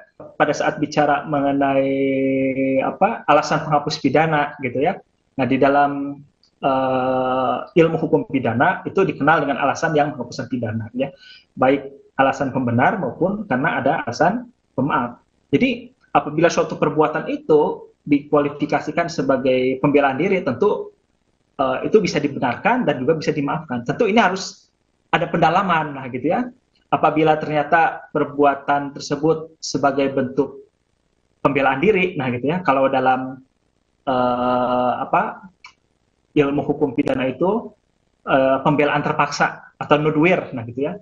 Nah itu kan perbuatan itu dibenarkan jika atas perbuatan itu menghilangkan sifat dari melawan hukumnya sehingga orang tersebut tidak bisa diancam dengan pidana. Masih menurut Ruli, duel atau perkelahian tanding dalam salah satu unsur yang diatur dalam KUHP dibahas. Hal tersebut bertentangan dengan hukum. Hal ini termasuk bentuk pelanggaran dengan ancaman pidana. Duel atau perkelahian tanding dapat berpotensi penganiayaan hingga terjadi pembunuhan. Dalam KUHP ya, KUHP lama ya, bahwa perbuatan ini masuk ke dalam kualifikasi perkelahian tanding, gitu ya. Nah, perkelahian tanding ini memang salah satu semacam mekanisme ya dalam suatu penyelesaian masalah yang memang dikenal lah gitu ya, diadopsi, nah jadi diatur juga gitu ya di dalam KUHP lama ya. Jadi terkait dengan perkelahian tanding ini memang ada silang pendapat di antara para ahli ya, ahli hukum pidana gitu ya. Nah tentu kaitannya dengan negara kita yang berdasarkan Pancasila, tentu mekanisme tersebut bertentangan dengan Pancasila ya, yang memang pada saat adanya masalah persoalan harus diselesaikan secara musyawarah, nah gitu ya. Nah itu akan tetapi apabila berkaca kepada KUHP Susilo, nah gitu ya, misalnya R Susilo itu menentukan berbeda, masih mengakui adanya kualifikasi delik atau perbuatan yang merupakan perkelahian tanding ya, perkelahian tanding yang 1 lawan 1, nah gitu ya, gitu. Namun perkelahian tanding tersebut memang harus harus memenuhi syarat, nah gitu ya. Ya syarat ini dilihat dari tempatnya di mana, waktunya kapan, adakah saksi yang melihat, kemudian apakah menggunakan senjata atau tidak, nah gitu ya. Itu masuk kriteria dari perkelahian tanding, nah gitu ya. Namun apabila ternyata syarat tersebut tidak terpenuhi, ya ada dugaan bahwa kualifikasi dari perbuatan, delik atau tindak pidana tersebut merupakan pembunuhan atau penganiayaan, nah gitu ya. Menurut pengamat sosial Universitas Indonesia, Rizalwan Habdi Lubis, perkelahian antar dua orang berelasi disebut dengan sindrom kekerasan kompleks, di mana pelaku cenderung melakukan kekerasan pada seseorang yang dikenalnya dengan baik. Pemicu terjadinya sindrom ini pun bervariasi, di antaranya faktor lingkungan dan interaksi sosial. Dalam kasus ini, kita bisa melihat sebetulnya ada satu praktek yang saya namakan itu sindrom kekerasan kompleks ya. Apa itu sindrom kekerasan kompleks? Kita bisa melihat sebetulnya dalam interaksi sosial orang dengan berani atau tega melakukan kekerasan itu seharusnya pada orang yang tidak dia kenal ya. Contohnya misalnya yang di jalanan, kekerasan jalanan ya, kelitih ya, kemudian begal ya. Jadi dia melakukan pada orang yang tidak dia kenal. Nah dalam kasus di Bogor ini menarik ya, karena dia melakukan kekerasan pada orang yang dikenal. Dan ini semakin merebak sekarang karena kasus yang belum lama juga ada pasangan yang ternyata bukan suami istri kemudian membunuh perempuannya ya di daerah Jakarta Barat. Sindroma ini banyak pemicunya ya, banyak pemicunya. Nah cuma yang harus dipahami begini, dalam interaksi sosial terutama anak muda ya, mereka itu normanya sedikit berada di bawah norma umum ya. Artinya begini, anak-anak muda kalau berkumpul mereka relatif menggunakan istilah-istilah yang lebih kasar dibandingkan istilah yang diterima oleh umum ya. Mereka juga bisa melakukan kekerasan fisik dalam tanda kutip ya, tapi tidak dalam rangka menyakiti ya. Dalam rangka menambah keakraban ya. Biasanya setelah ada konflik, setelah ada pertengkaran dan sebagainya, relasi sosial akan semakin kuat. Nah, dalam kasus Bogor, kita melihat ini sebetulnya mungkin eskalasi dari pola itu ya, karena mereka hanya berdua. Kalau mungkin orangnya lebih dari dua, mungkin akan ada penengah ya.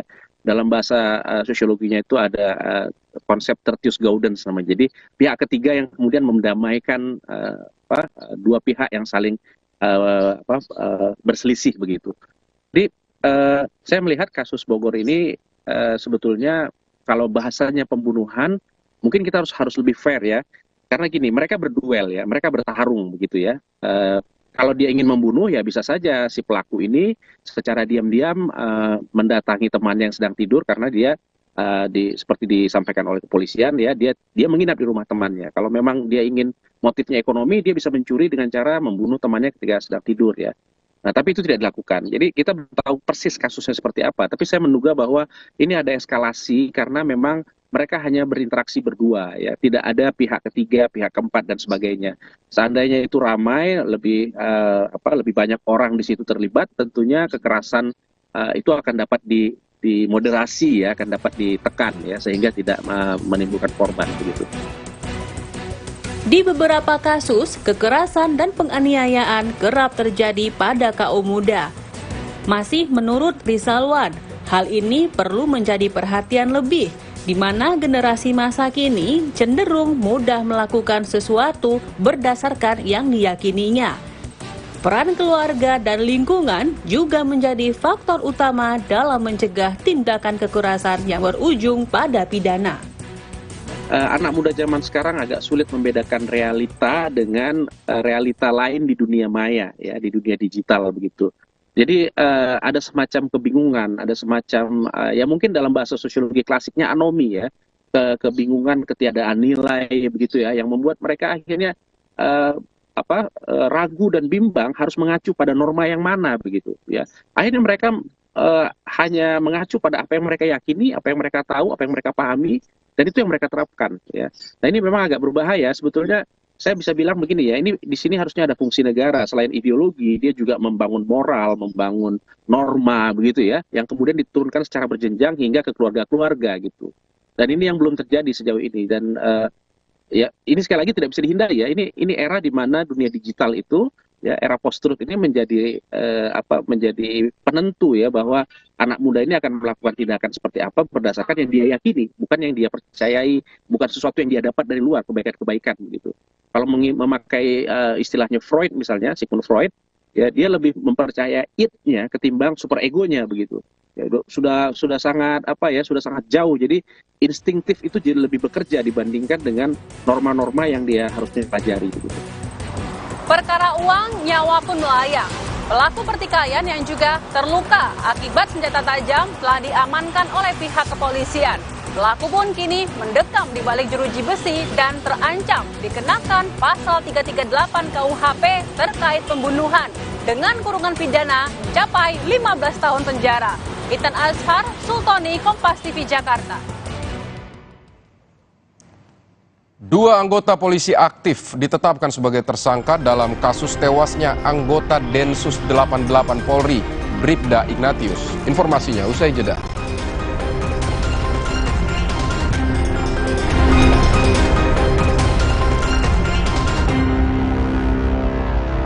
Kecil yang sensitif susu sapi, kuberikan Morinaga Cilkit Soya dari kedelai berkualitas, dilengkapi triple BV dan serat fos. Masalah sensitif susu sapi hilang, anak jadi juara. Morinaga Cilkit Soya, bukan soya biasa. Baru Fitbar Cheese Delight dengan multigrain dan keju cheddar berkualitas.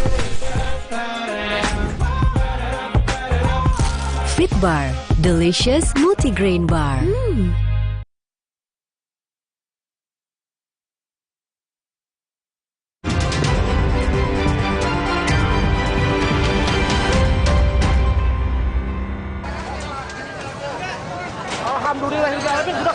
Sebuah truk bermuatan bata ringan terbalik menimpa 3 warga di jalur arteri Purwakarta Subang.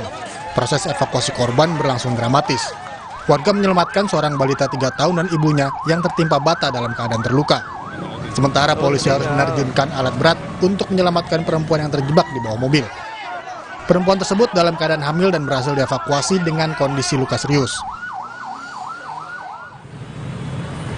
Diduga remblong, sebuah truk menabrak belasan motor dan 2 unit mobil di pasar tradisional Bakaheni, Lampung. Polisi melakukan olah TKP untuk memastikan penyebab kecelakaan. Tidak ada korban jiwa dalam peristiwa ini, tetapi 1 orang terluka dan langsung dibawa ke puskesmas terdekat. Puluhan warga tergabung dalam Aliansi Santri dan Rakyat Indonesia atau ASRI berunjuk rasa di depan Pondok Pesantren Al Zaitun, Indramayu, Jawa Barat. Massa mendesak polisi agar pimpinan Ponpes Al Zaitun Panji Gumilang ditetapkan sebagai tersangka. Hindari aksi anarkistis, aparat kepolisian juga menjaga ketat di depan gerbang kawasan Ponpes Al Zaitun. Unjuk rasa berlangsung tertib dan damai.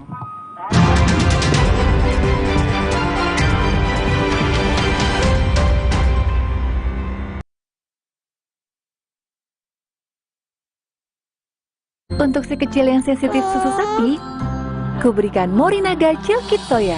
Dari kedelai berkualitas, dilengkapi triple BV dan serat fos. Masalah sensitif susu sapi hilang, anak jadi juara. Morinaga Chilkit Soya, bukan soya biasa. Baru Fitbar Cheese Delight dengan multigrain dan keju cheddar berkualitas. Fitbar Delicious Multigrain Bar. Jalan yuk. Usia nambah, gerak susah ya. Kesehatan sendi harus diperhatikan. Rajin gerak badan tak berlebihan. Bila perlu, minum Wellmove. Diproduksi dengan teknologi modern, higienis, dan halal. Wellmove, bergerak itu nikmat. Untuk membantu atasi capek, pegal, dan nyeri otot, pakai Hotin Cream. Kalau untuk meredakan nyeri sendi, rematik dan keseleo, nah, itu pakai Hotin DCL baru. Bahan aktif DCL-nya efektif mengobati rematik, linu, dan nyeri sendi. hotnya Hotin banget deh. Barang tiket.com, liburanku selalu jadi yang terindah. Banyak pilihan.